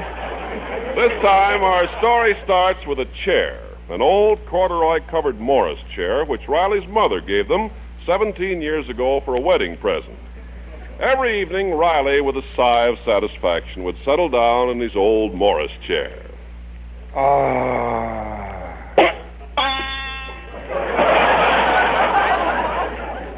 Darn that spring.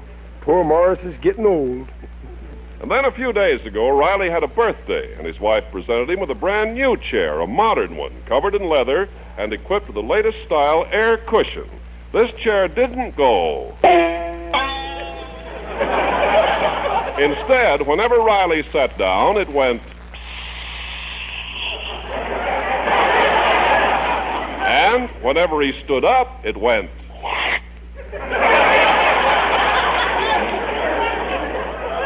Ah, what a chair. It ain't every wife who'd give her husband a gorgeous chair like this.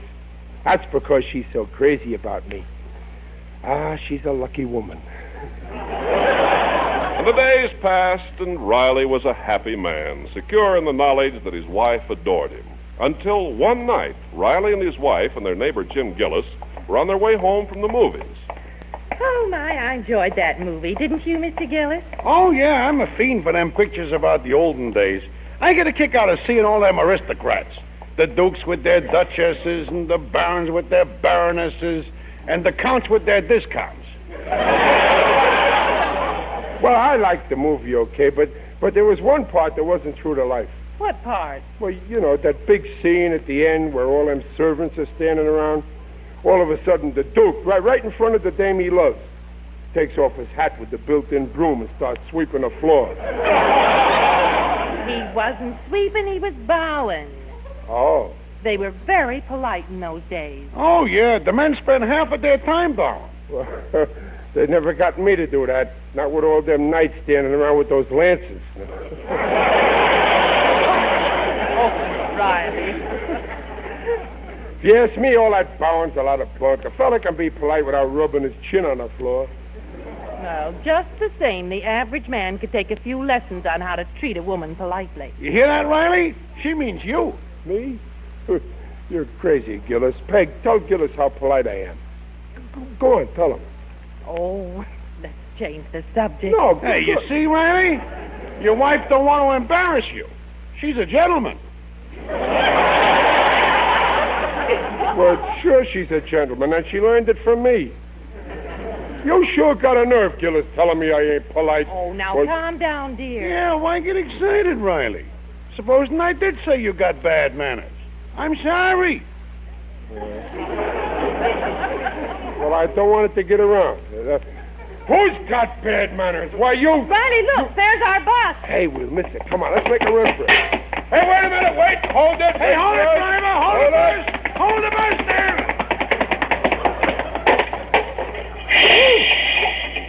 We made it. There ain't another bus for an hour. Gee, it's crowded. And look, just what I expected. All the women are standing and all the men are sitting. Every one of them. Well, there's a woman sitting. That's the bus driver. Well, anyway, Gillis, I'm always polite to women. Oh, who you trying to kid? I seen the way you treat Peg. Oh, is that so? Well, I'm wonderful to her. I got one policy. I treat my wife the way I would any stranger. That's the trouble. Do you ever go out of your way to show her a little common courtesy? I show her the most common courtesy. Do you ever open a door for her, help her on with her coat, or take her arm when she's crossing the street? Gillis, that stuff's not for married people. That's for people who are in love. You mean you don't love your wife? No, I'm crazy about her. She's a wonderful wife, one in a million. Wives like mine don't hang from trees. Well, if you love her, why don't you show it? Now, you take me. I'm a thoughtful husband. 2-3 times a week, I sneak into my house, put my hands over my wife's eyes, give her a kiss, and say, guess who? Well, that wouldn't work with my wife. She's no good at guessing.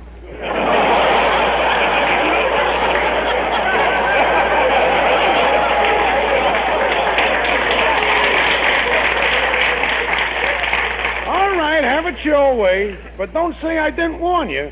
It's the little things that count with women. And one of these days, your wife's liable to get fed up with you. Well, you ain't scaring me, Gillis. I'm polite enough for my Peg. That's what you think. All right, you don't believe me? Well, ask her if I ain't always considerate.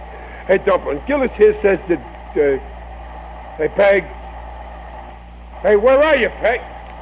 Holy smoke, I didn't wait for her to catch the bus.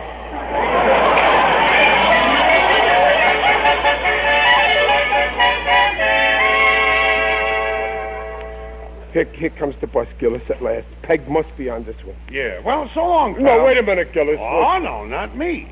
After what you done to Peg, I'd rather face the wildest beast. So I'm going home to my wife. So long, Riley. See you in the hospital. Gillis, wait a minute. Don't leave. Wait, Darling, let me help you down. Thanks, sweetheart. Oh,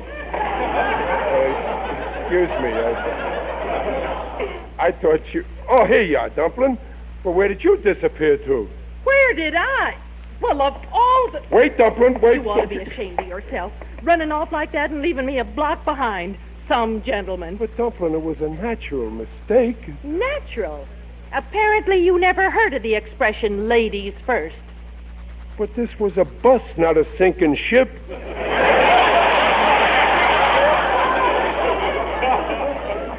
I'm sorry, Dumplin'. It won't happen again. I'll be polite from now on. I promise. Here, take my arm while we walk home, huh? We are home.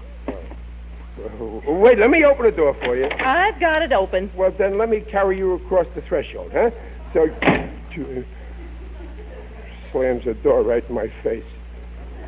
Nice manners. Oh, well, she'll cool off in a little while. Forget all about it. Are you sure, Riley? Who said that? I did. You remember me. I'm your conscience. I don't see you. Of course not. I'm in your head. That's a lie. There's nothing in my head.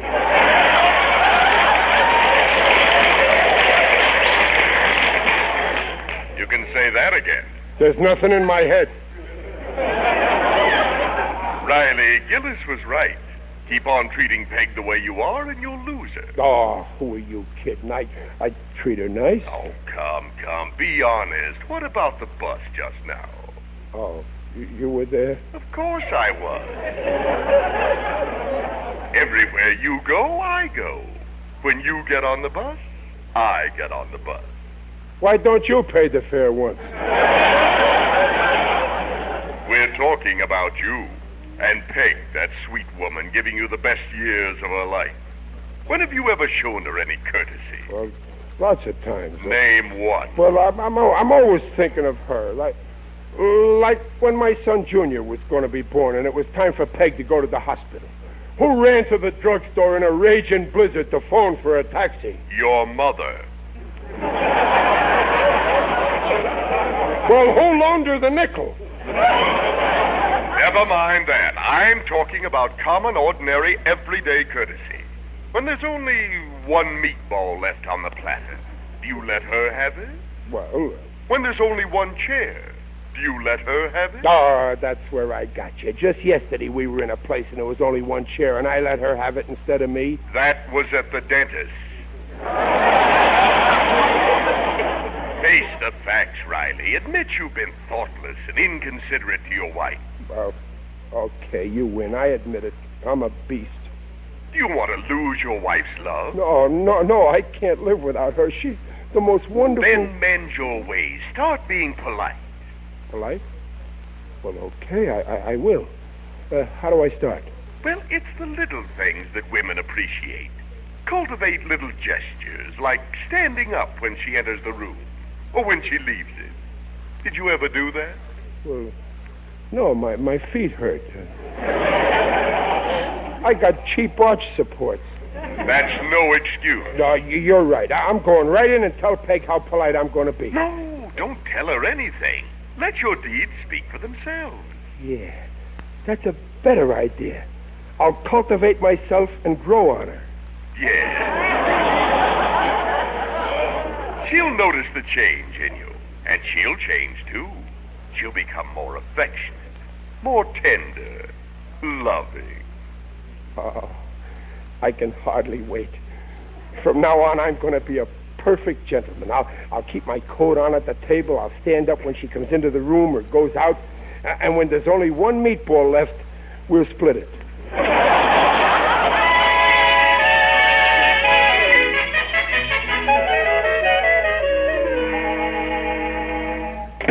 Oh, is that you, Riley? Yes, madam, it's me. Dumpling, sweetheart, you still mad at me? Please, don't be mad. Well, I'll overlook it this time.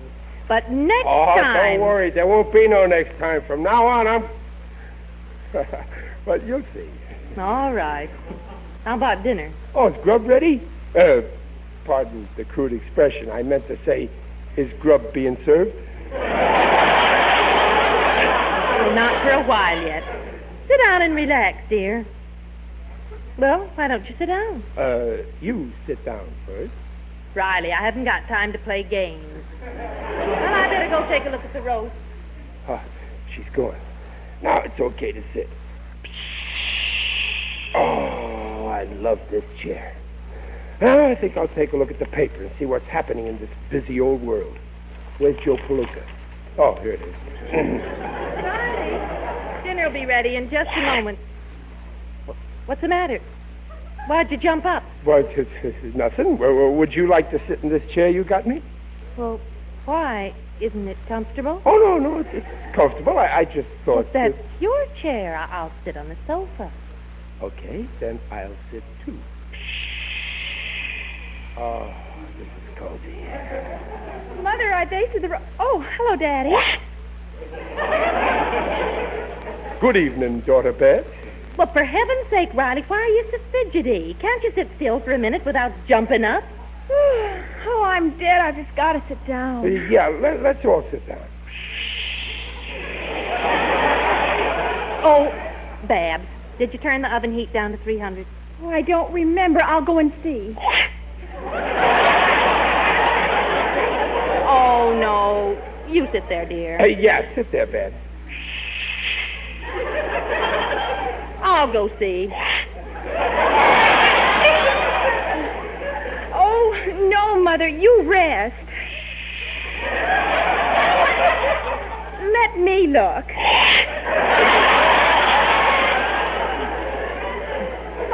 I might as well set the table, too. Oh, I better give her a hand. There you go again. My goodness, can't you relax? I'll call you when dinner's ready.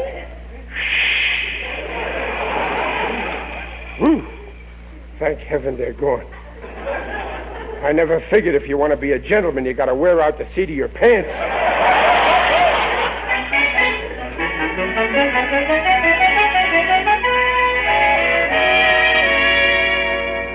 But, Mother, are you sure Daddy doesn't like the new chair you bought him? I'm positive. Didn't you notice last night he didn't sit in that chair for 1 solid minute?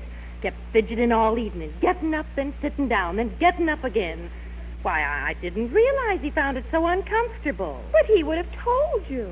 Well, after all, it was his birthday gift. He wouldn't want to hurt my feelings. Oh, it's too bad. But you can't return the chair now, can you? Yes, I can. I phoned the store and they said it'd be all right. They'll call for it today. But Daddy won't have a chair. Well, I'll get the old one down from the attic. Oh, Mother, it's a wreck. Well, I'll put that flowered cretonne slip cover on it. It'll look brand new. But that broken spring. Whenever I have company, they all make jokes about it. Well, yes, it is pretty awful, but if your father misses it, there's no sense making him unhappy. I suppose you're right. Aren't men weird? Not all men, dear. Just your father.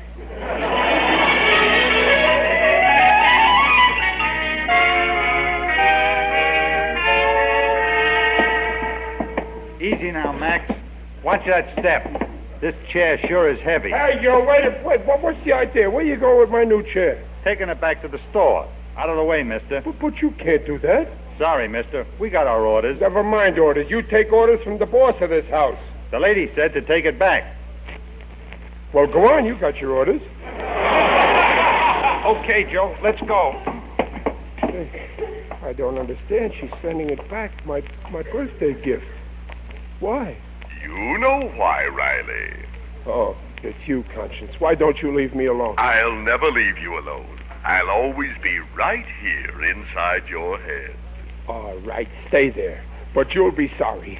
One of these days I'll stick my head in a cement mixer. Don't avoid the subject, Riley. Why did Peg return that chair to the store? Well, the chair was yellow. It clashed with my complexion. Yellow and green don't clash. Answer my question. Well, it was the air cushion. It made a draft.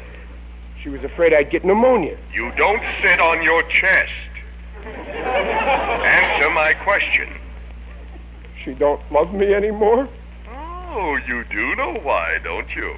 Because I wasn't polite to her all these years. You didn't realize how important politeness is if you want to hold a woman. That's where I made my big mistake.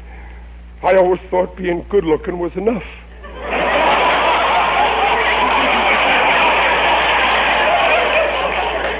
Riley, we're talking about you. But I tried to reform. Too late? No, it ain't too late. I'll show you. She'll give me another chance. It's no use. Her love is cold. Well, I'll warm it up again. You'll see. Where is she? Look, a new chair. You were wrong. She still loves me. Wait, don't jump at conclusions. No, this proves it. She gave back the yellow chair and got this one because it's more beautiful. It's gorgeous. Look at that cover and all those flowers. There's something strange about this chair, Riley. Oh, shut up. Peg loves me. This chair proves it. Now stop pestering me. I want to try it out. I bet it's even more comfortable than... It's the old chair, Riley. What a revolting development this is.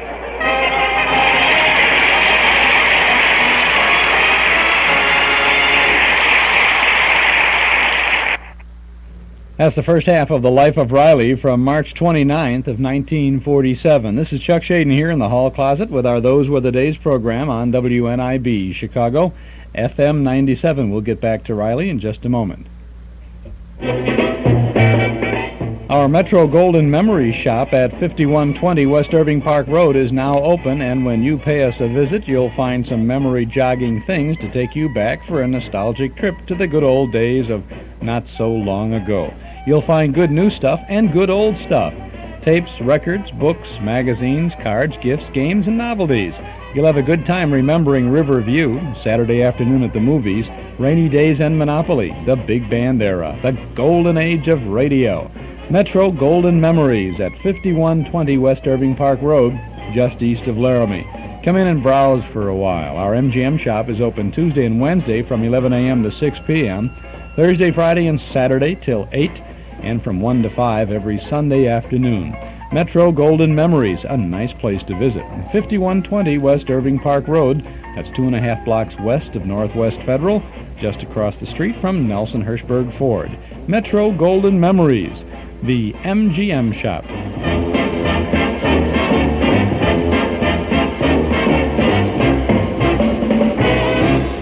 And if you're going to drag yourself over to the MGM shop, you might want to, maybe tonight's a good night to do that. If you're planning on coming over to the Memory Club movie over at Northwest Federal, just a couple blocks away from Northwest Federal is the MGM shop.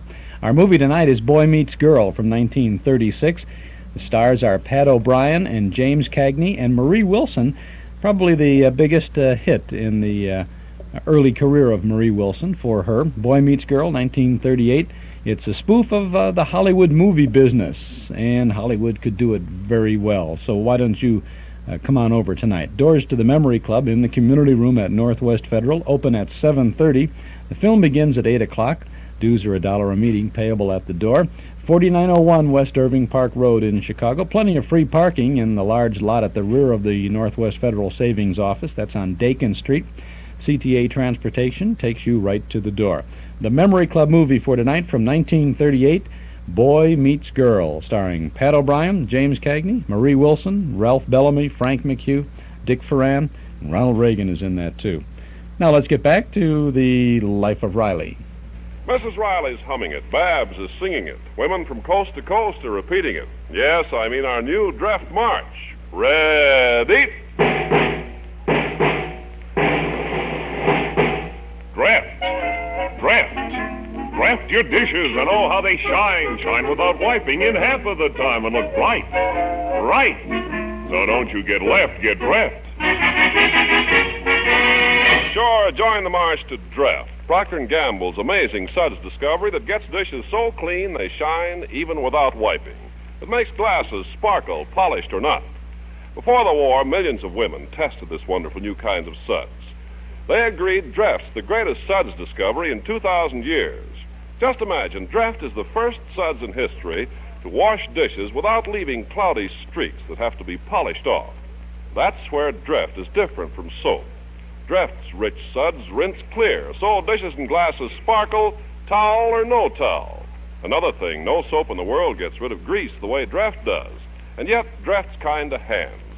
First thing Monday, get Dreft in the bright green package. See how Procter & Gamble's Sudsing Miracle Dreft makes dishes shine even without wiping. Don't get left, get Dreft. And now back to the life of Riley with William Bendix as Riley. Well, this time, poor Riley's trouble started with a birthday present, an easy chair which his wife bought him.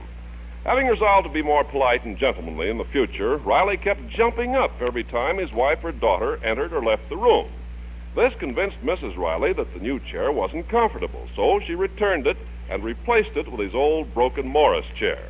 And now, sensitive Riley thinks he's lost her love, but he's keeping it to himself. But, Babs, if the old chair makes your father happy... I know it does, Mother, but it doesn't go with the rest of the furniture. Well, I thought the slipcover was very pretty. Well, the slipcover's fine, but the chair's such an eyesore. Oh, it's not as bad as all that. We'll just have to put up with it. Where'd you ever get it anyway? Well, it was a wedding gift from your father's mother. It's so out of place. Every time I look at it, it makes me positively ill. Riley? What is it, Conscience? How long are you going to sit out here on the porch? I'm cold. Oh, leave me alone, Conscience. My Peg don't love me no more, and I can't blame her. I'm a failure as a husband. Poor Riley. It may not be as bad as you think. Maybe there's still a chance.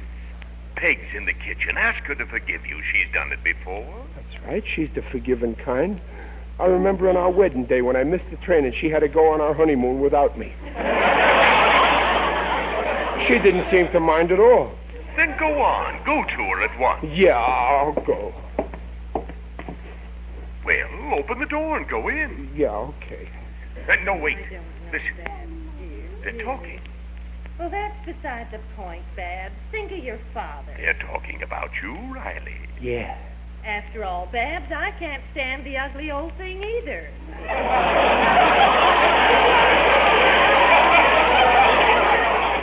I guess I'll just have to make the best of it. Oh, no. Oh, yes. But honestly, Mother, when the girls come over, I'm ashamed to have them see such a mess. Bulging in all the wrong places. I'll give up potatoes. And pastry, too. You stay out of this. There's nothing I can do. After all, I am his wife. For 17 years, Mother, how on earth did you stand it? I thought you had better taste. Now, don't blame me. Blame his mother. My father's to blame, too. Well, don't let it worry you, dear. First chance I get, I'll get rid of that monstrosity. Come on, let's set the tape. Oh, Riley. Daddy, we didn't know you were home. I'll bet you didn't. Riley, did you look in the living room? The chair. Yeah, I saw it. Well, I decided... That's all right. You don't have to say any more. I got what's coming to me. Now, excuse me, I'm busy. Well, did you ever see such a conceited man?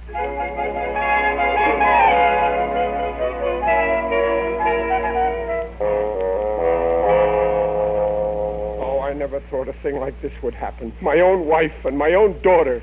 The way I feel now, I'd like to go away someplace and never come back. May I make a suggestion?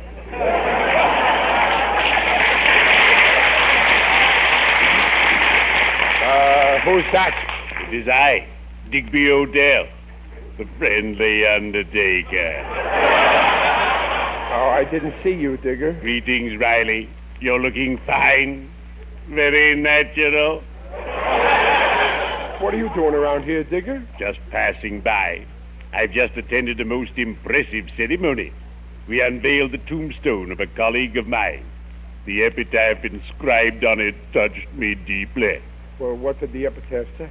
This one is on me. But you seem troubled, my friend. Oh, Digger, it's my wife. Ah, wives can be a problem. Now you take my wife, Brunhilda. She has a most annoying habit. At the dinner table, she serves me first and says, "Here, Odell, dig in."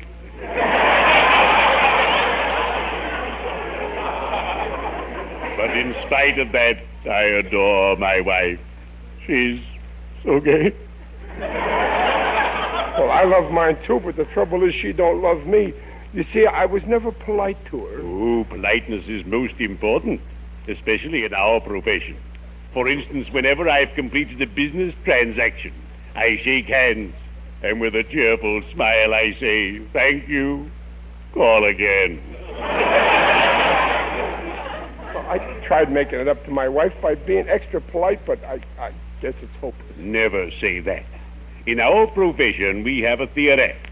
Though troubles beset him and worries besiege him and fate may harry him, a man may be down, but he's never out until they carry him. I don't know what to do. Ah, if only you could make one supreme beau geste. No, I'm no good at telling jokes. No, I mean one extravagant gesture of gallantry, like the one Sir Walter Raleigh made for good Queen Bess. He won her eternal love. Yeah, what did he do? He threw a cloak across a puddle, so the Queen should not wet her dainty feet.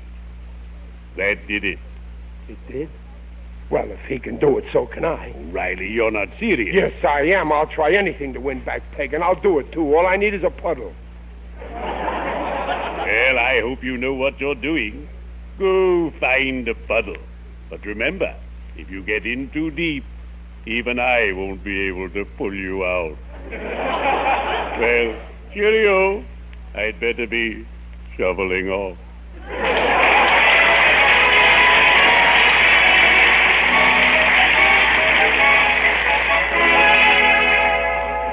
Oh, Riley, I don't know why you insisted on going to a movie tonight. It's so wet out. That's fine. What?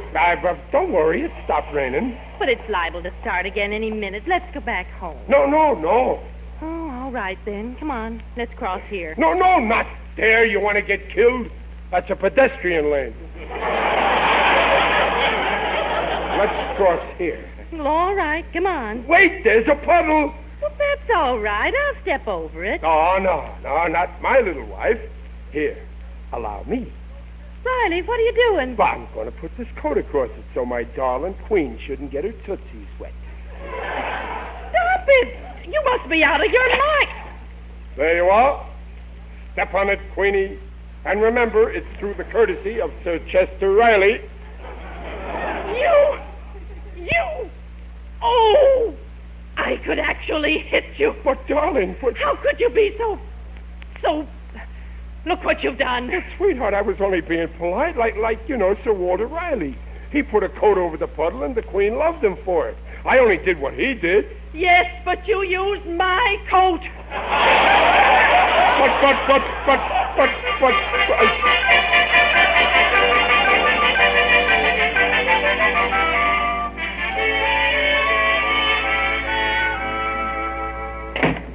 Hello, Mother. Oh, hello, dear. Is dinner... Mother, the new chair, you got it back again. Yes, this afternoon. I phoned the store, and luckily they still had it. But Daddy doesn't... I don't care. After what he did to my coat last night, I'm not going to worry about his comfort anymore. I want a new chair in the living room, and he'll just have to put up with it, even if he hates it. Peg! Uh-huh. Now for the fireworks. I'm ready for him. Yes? Oh, Peg, are you still... Oh, Dumpling, the new chair. You got it back. It worked. You love me after all. What a revolting development this is.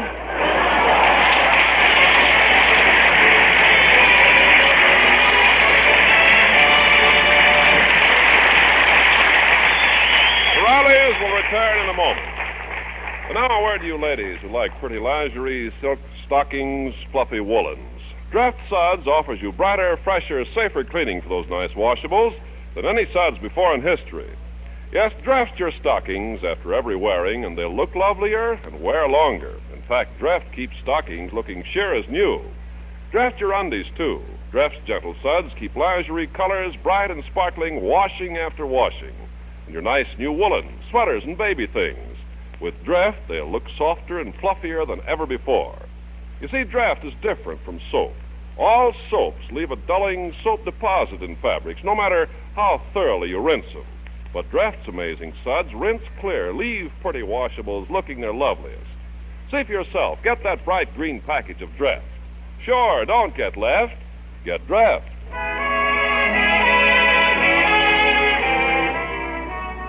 But, Riley, why didn't you tell me what you were up to? Well, when it comes to politeness, action speaks louder than deeds.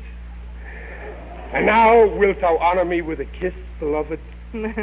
All right, Sir Walter. But will you do me one favor? Anything. Don't forget, from now on, I'm a gentleman. What's the favor? Don't be a gentleman. Just be yourself. No sooner said than done. Come on, pucker up, babe.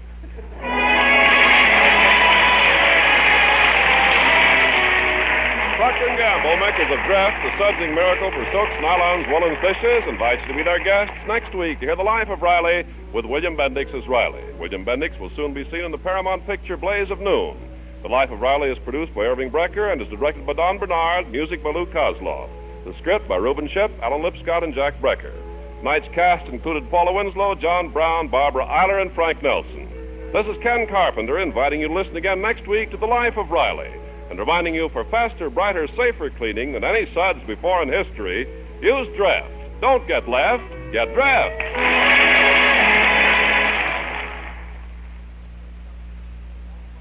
Hi there, want glamorous hair? Then listen to this. For lovely, shining hair, use Dreen Shampoo. For brilliance, glamour, you'll see what we mean. 'Cause your hair can have that dazzling sheen the very first time that you use Dreen. Never before, Dreen, could any shampoo leave your hair so lustrous, yet so easy to manage. Dreen is not a soap shampoo, leaves no dull film as all soaps do. Yes, your hair can have that dazzling sheen the very first time that you use Dreen. See the National Broadcasting Company.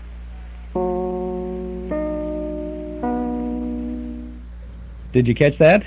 They cut him off. He said, "See the National Broadcasting Company." They cut off the N and the B, didn't they? That's a first. I've never heard that before on one of these old shows. That's The Life of Riley from March 29th of 1947. Good commercials on that show, too. That's part of the fun on all of this, isn't it? To hear these old commercials and to enjoy the singing commercials and to hear the different approach that these people take with those things. This is Chuck Shaden on our Those Were the Days program this Saturday afternoon on WNIB Chicago, FM 97. We're taking a look at the Friday night lineup of radio shows from about 1949, and we'll be going to the 9:30 spot.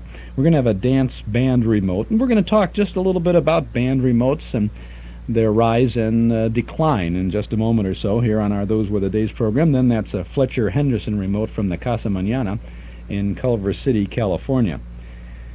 I would like to invite you to subscribe, first of all, to our Nostalgia newsletter and radio guide. A year's subscription is only $6, and we know that you'll find lots of good reading and good information in our monthly publication. Not only does it contain the complete schedule of all the old-time radio shows we offer 7 days a week on a number of Chicago area stations, but it is jam-packed with page after page of articles from and about the good old days. You can subscribe right now by phone if you'll call us here at our studio, 545-2260. That's 545-2260. We'll take your name and address, and your subscription will begin with the new May issue, the big May issue, which you'll have before the end of this month. We'll include an invoice for your year's subscription, $6 for 12 issues. Call us at 545-2260. Call us right now and make sure you get the National Radio Month edition, the big May issue of the Nostalgia newsletter. We have on our cover the most unusual old-time cathedral radio that you've ever seen. drawn for us by artist Joel Bogart. It's an old-time beauty drawn with over 200 names of vintage radio show titles and stars. Really have to see it. Also, in our new improved newsletter, in May, you'll find a 1938 reprint article about the craziest job in radio, the job of the sound effects man. We have a 1948 feature about the Lone Ranger and a town that changed its name in his honor. We have a 1943 Dorothy Dix Advice to the Lovelorn column and a page from a 1933 recipe book showing Clark Gable's favorite recipe. And what a picture of Gable you're going to see, too. We have some 1945 sports page clippings about Andy Pathko and Leo DeRocher, plus a film clips column about radio shows that became feature films, a bandstand column about Artie Shaw, Ginny Weissman's article about famous moms on television, June Condrath's nostalgic look at Chicago neighborhood movie houses, and even more. We have our dime store classified ad page and news of our Saturday evening Memory Club movies. Subscribe right now to our Nostalgia newsletter and radio guide. A year subscription is only $6. Call us at 545-2260, 545-2260, or send $6 to Nostalgia Newsletter, Box 421, Morton Grove, 60053. But to be sure you get your next newsletter as soon as possible, call us now at 545-2260. Chuck Shaden on WNIB, Chicago, FM 97. The friendly family of Paterno at Paterno Foremost Liquors, 5303 Milwaukee Avenue at Central, just north of Foster, invite you to visit their fabulous wine cellar for all your entertainment needs. In fact, to encourage you to pay them a visit, Paterno Foremost will give you a 10% discount on any and all 5th and Quart wine purchases if you will mention our old-time radio broadcasts. A pretty good inflation stopper if there ever was one. A 10% discount on any and all 5th and Quart wine purchases, excluding sale wines, for a limited time only. And while you're there, check Chicagoland's one-stop beverage mart for domestic and imported wines, beers, cordials, soft drinks, whatever. Visit the wonderful world of Paterno, Monday through Saturday from 9 in the morning till 10 at night. Sunday from noon until 8. Paterno Foremost Liquors at 5303 Milwaukee Avenue at Central, just north of Foster. As we go to the last digit on our Friday night listening schedule, we notice on CBS that CBS had nothing scheduled for the network at 9:30 Chicago time.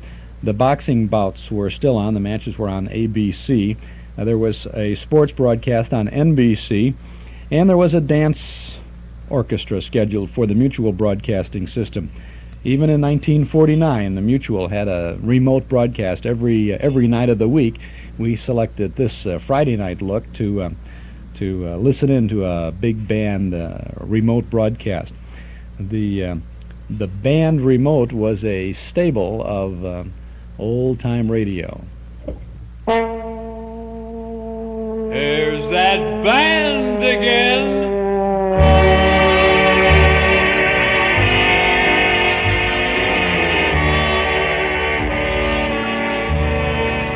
Ah, yes, those were the days. There's that band again. But radio band remotes are no more now. The last regularly scheduled network band remote was sent out along the wires in December of 1971 to some 200-odd CBS affiliates on a Saturday afternoon. Most just ignored them as they had been doing for many years. A very few of the stations recorded them and played them back later that weekend, probably late at night. Band remotes had become an embarrassment to the network.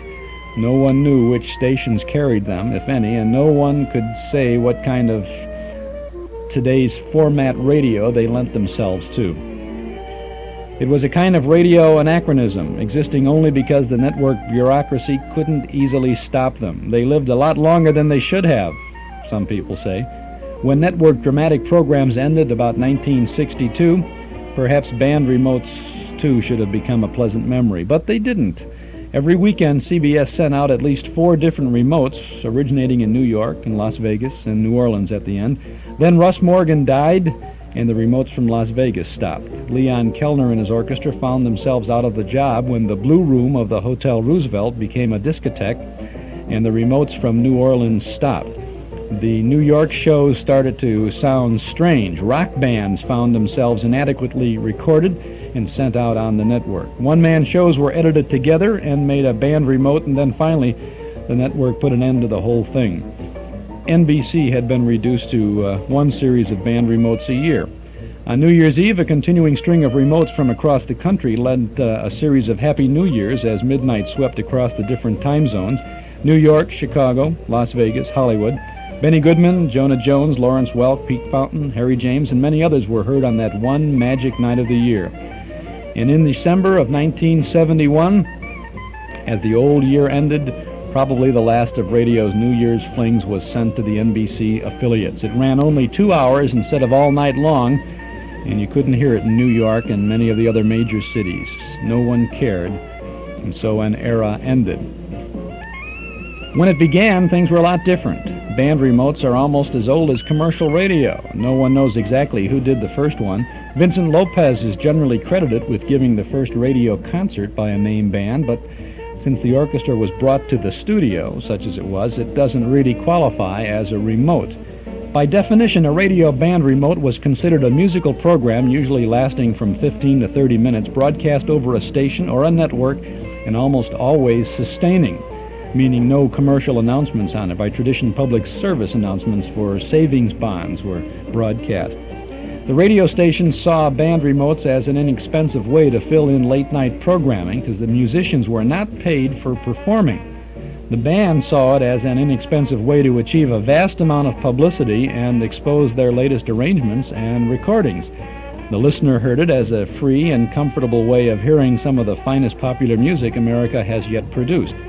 Very few remotes, or NEMOs as they were sometimes called, were sponsored. An important exception was a series heard at one time 6 nights a week and called Coca-Cola's Victory Parade of Spotlight Bands. We've played some of those in some of our various broadcasts. It would take a company the size of Coca-Cola to afford the top names in bands night after night and to avoid all the conflicts with competing products that the bands might associate themselves with on other sponsored in-studio broadcasts. For the most part, when you think of the past days of band remotes, we usually think of non-sponsored, low-budget, late-night offerings.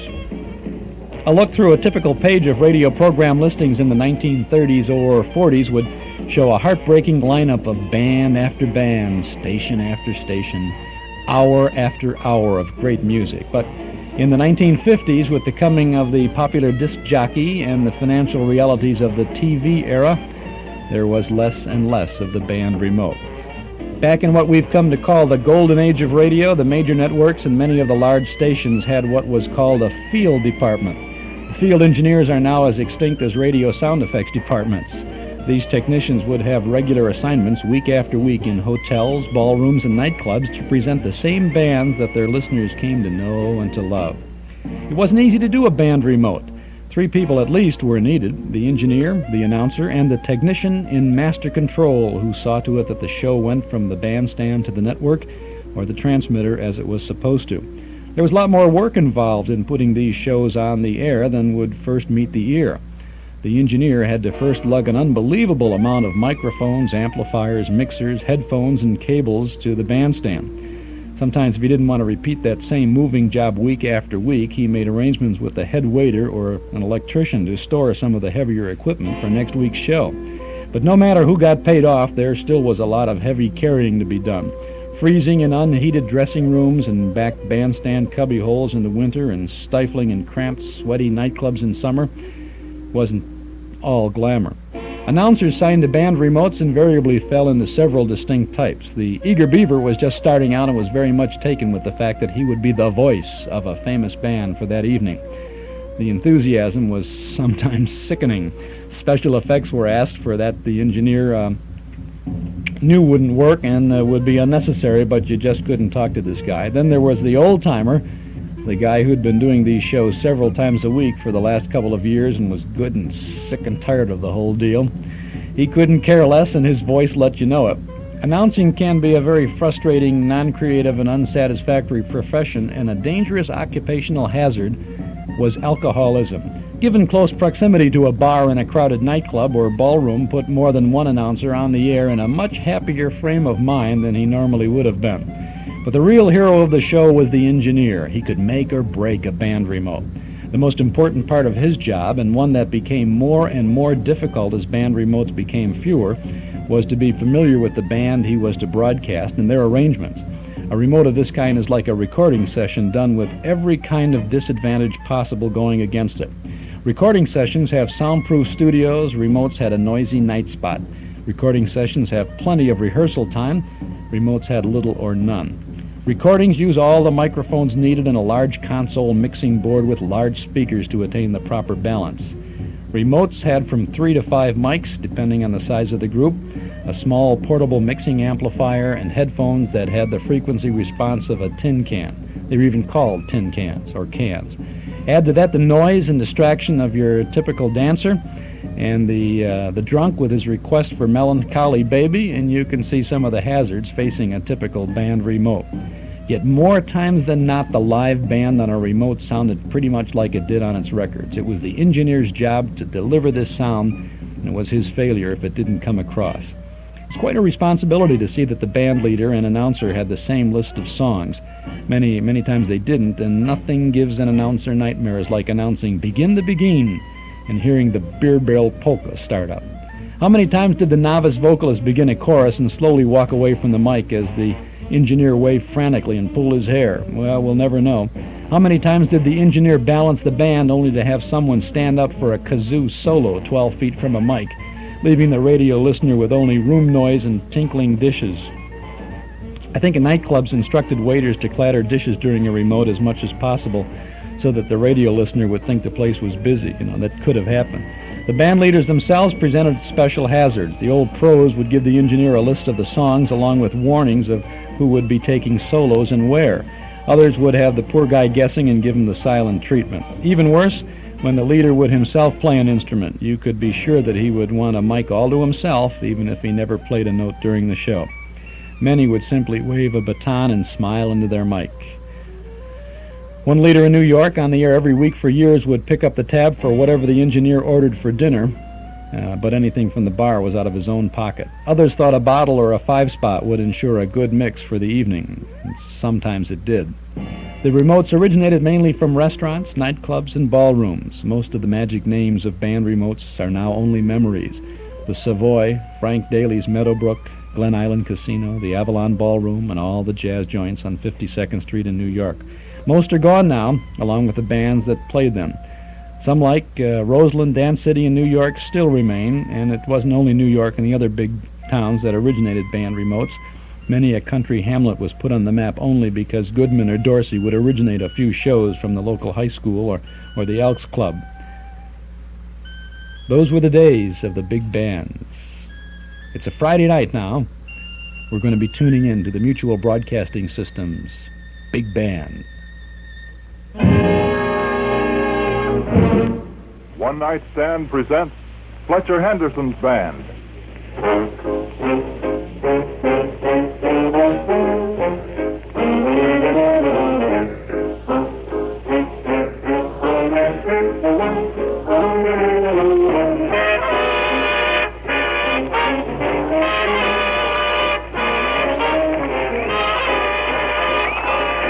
From Casa Manana, located in Culver City on Washington Boulevard, just a short drive from Los Angeles, One Night Stand brings you the music of that eighth arranger pianist, Fletcher Henderson and his orchestra.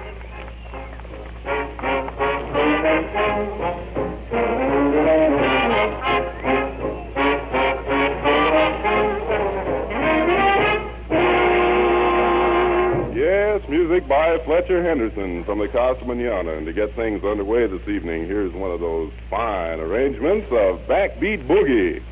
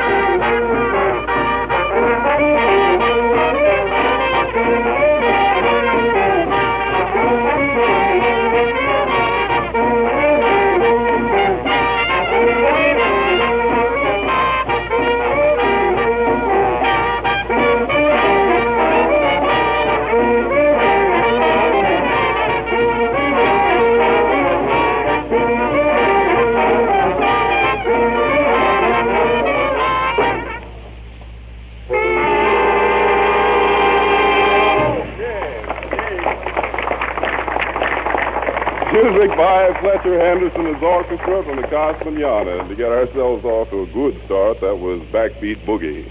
Comes now the vocal department as George Floyd steps to the microphone to sing I Wish I Knew.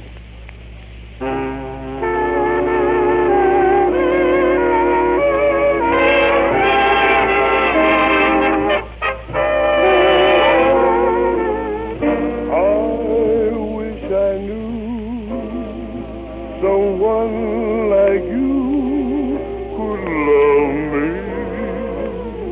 I wish I knew you'd place no one above me.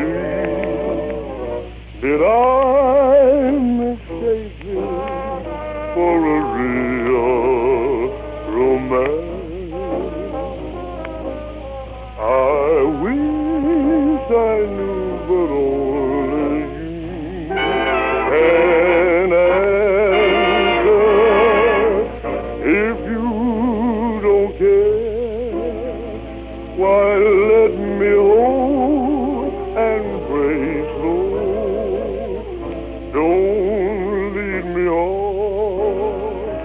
If I'm a fool, just say so. Should I keep dreaming on, or just forget you? What shall I do? I wish I knew.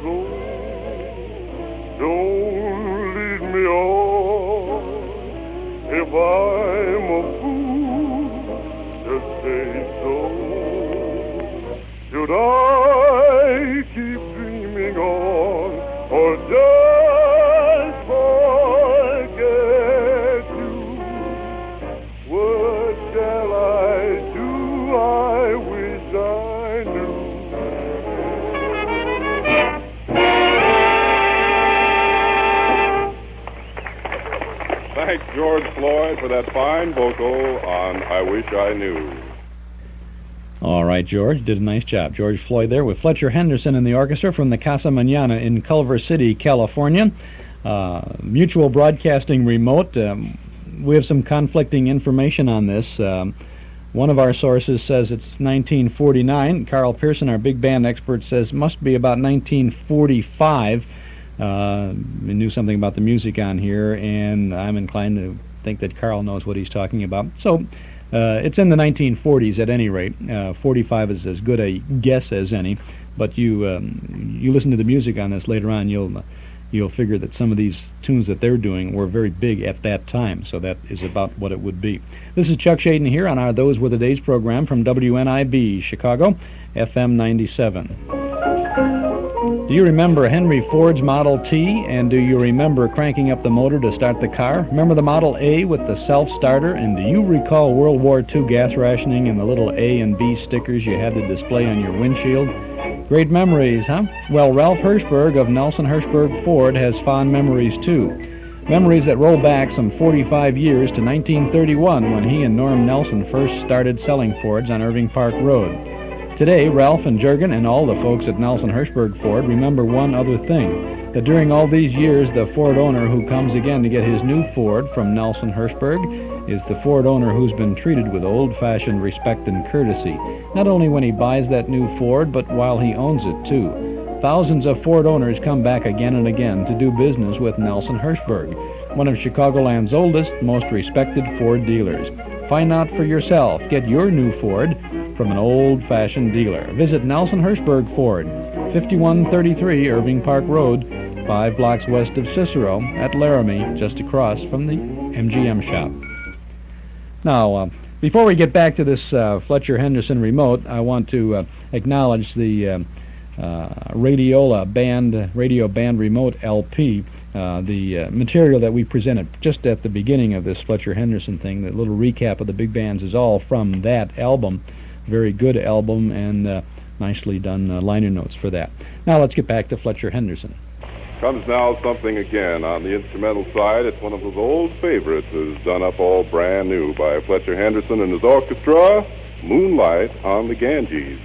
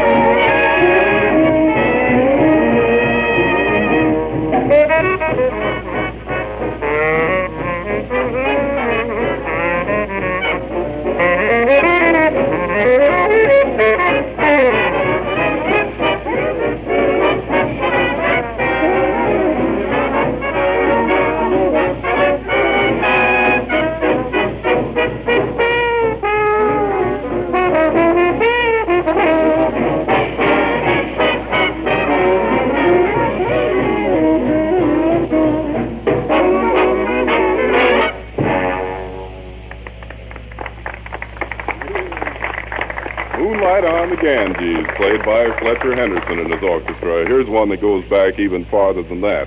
Stephen Foster wrote it. Fletcher Henderson arranges and plays Old Folks at Home.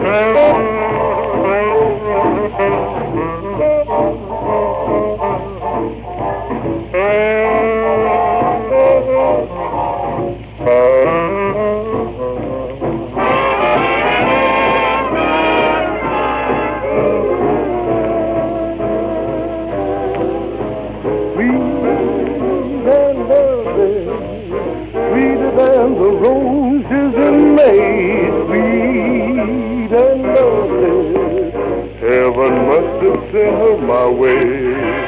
Skies above me never were as blue as her eyes, and she loves me, who was born a sweetest surprise. And she nestles in my arms so tenderly, as a thrill that words cannot express. In my heart a song of love is haunting me, melody haunting me, sweet and lovely, sweeter than the roses in May.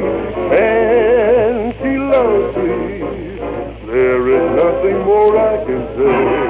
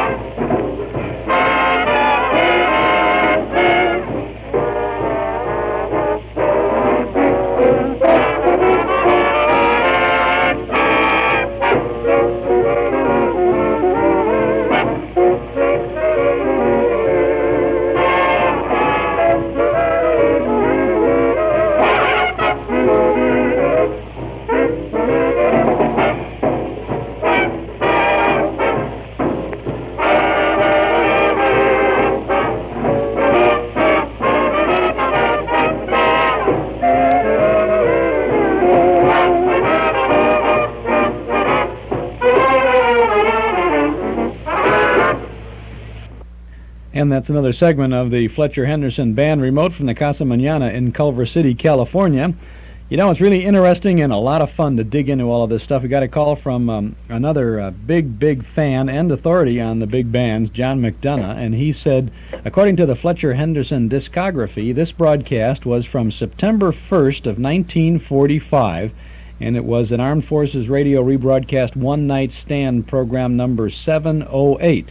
So I know Carl Pearson will be glad to hear that, to get a real pinpointed date on this. September 1st of 1945, One Night Stand number 708, Fletcher Henderson and the orchestra. We'll get back to that in just a moment. We'll be wrapping up our show here in about 12 minutes, and if you have been thinking about subscribing to the Nostalgia newsletter and radio guide, and want to make sure that you subscribe, your subscription begins with the May issue, and give us a buzz now at 545-2260. $6 for 12 issues of our Nostalgia newsletter and radio guide. Lots of good articles about the past, many articles from the past, plus the complete schedule of all the old-time radio shows that we offer 7 days a week on a number of Chicago area radio stations. Subscribe right now, 545-2260. Your subscription will begin with the big May issue. We'll include an invoice for a year's subscription, $6 with that first issue. 545-2260.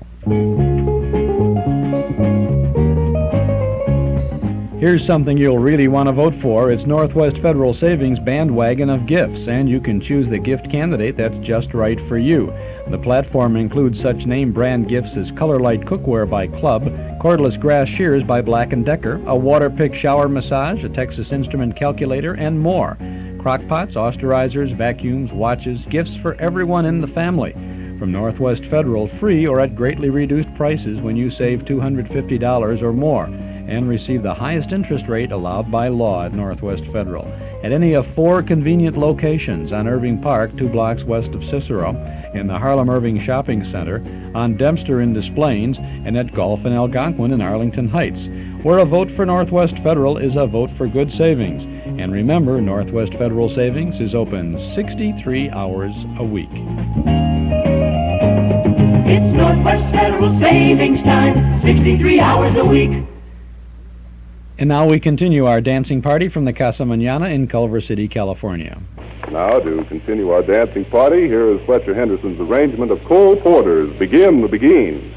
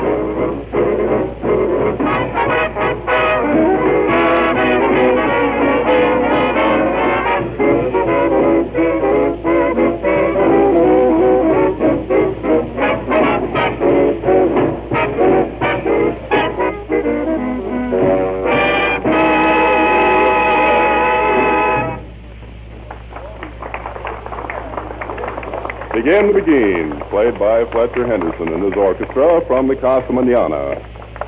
Now, Fletcher, that you're so handy right up here next to the microphone, suppose you step up and introduce our next number, huh? Okay, well, thanks a lot. I think for our next number, we're going to do one that everybody has known for the past few weeks and has been very popular, and so we're very happy to give you our version of I'm Beginning to See the Light.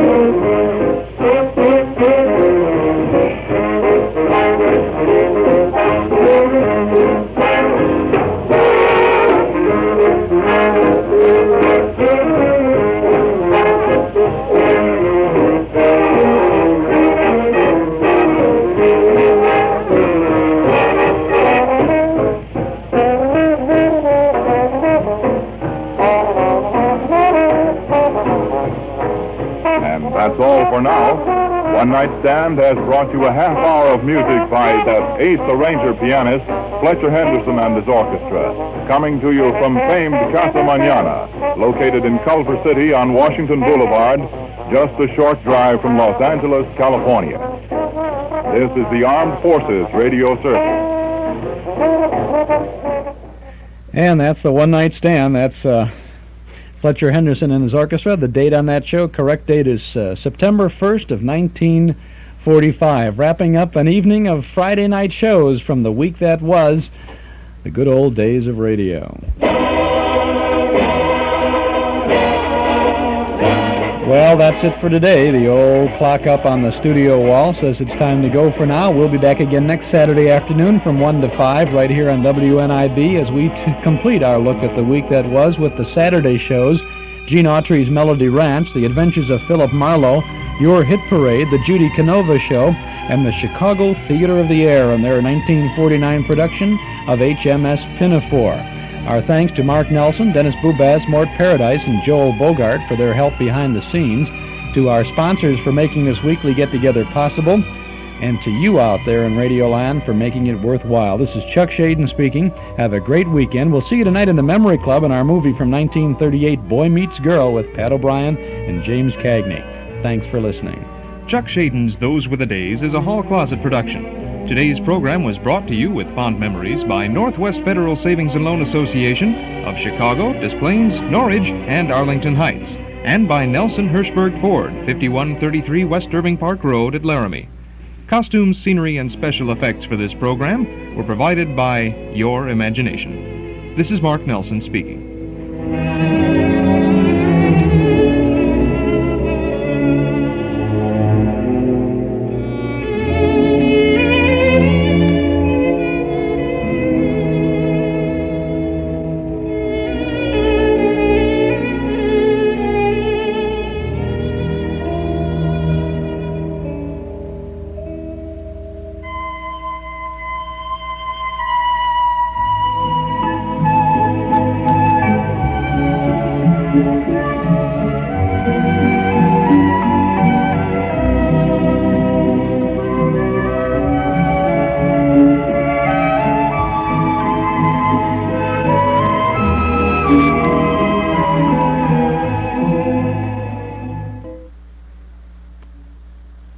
This is WNIB in Chicago at 97 FM, the station for old-time radio and for classical music. On the subject of HMS Pinafore, which Chuck is going to present next week from the Chicago Theater of the Air, we are going to present this evening in the complete D'Oyly Carte performance conducted by James Walker. That's our Saturday evening operetta, which will begin at 7 p.m.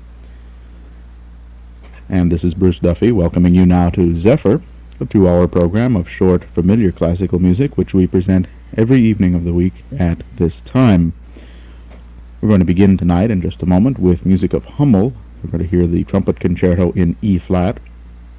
We also have music by Georges Bizet, Tchaikovsky, Chopin, and Mendelssohn. We'll wind up the first hour with the Scherzo from the Midsummer Night's Dream with the Chicago Symphony Orchestra conducted by the late Jean Martinon. The second hour will feature music of Schubert, more Mendelssohn, and some Beethoven. We'll get started right away with the Hummel Trumpet Concerto in E-flat, performed by Pierre Thibault, trumpet soloist, with the English Chamber Orchestra conducted by Marius Constant.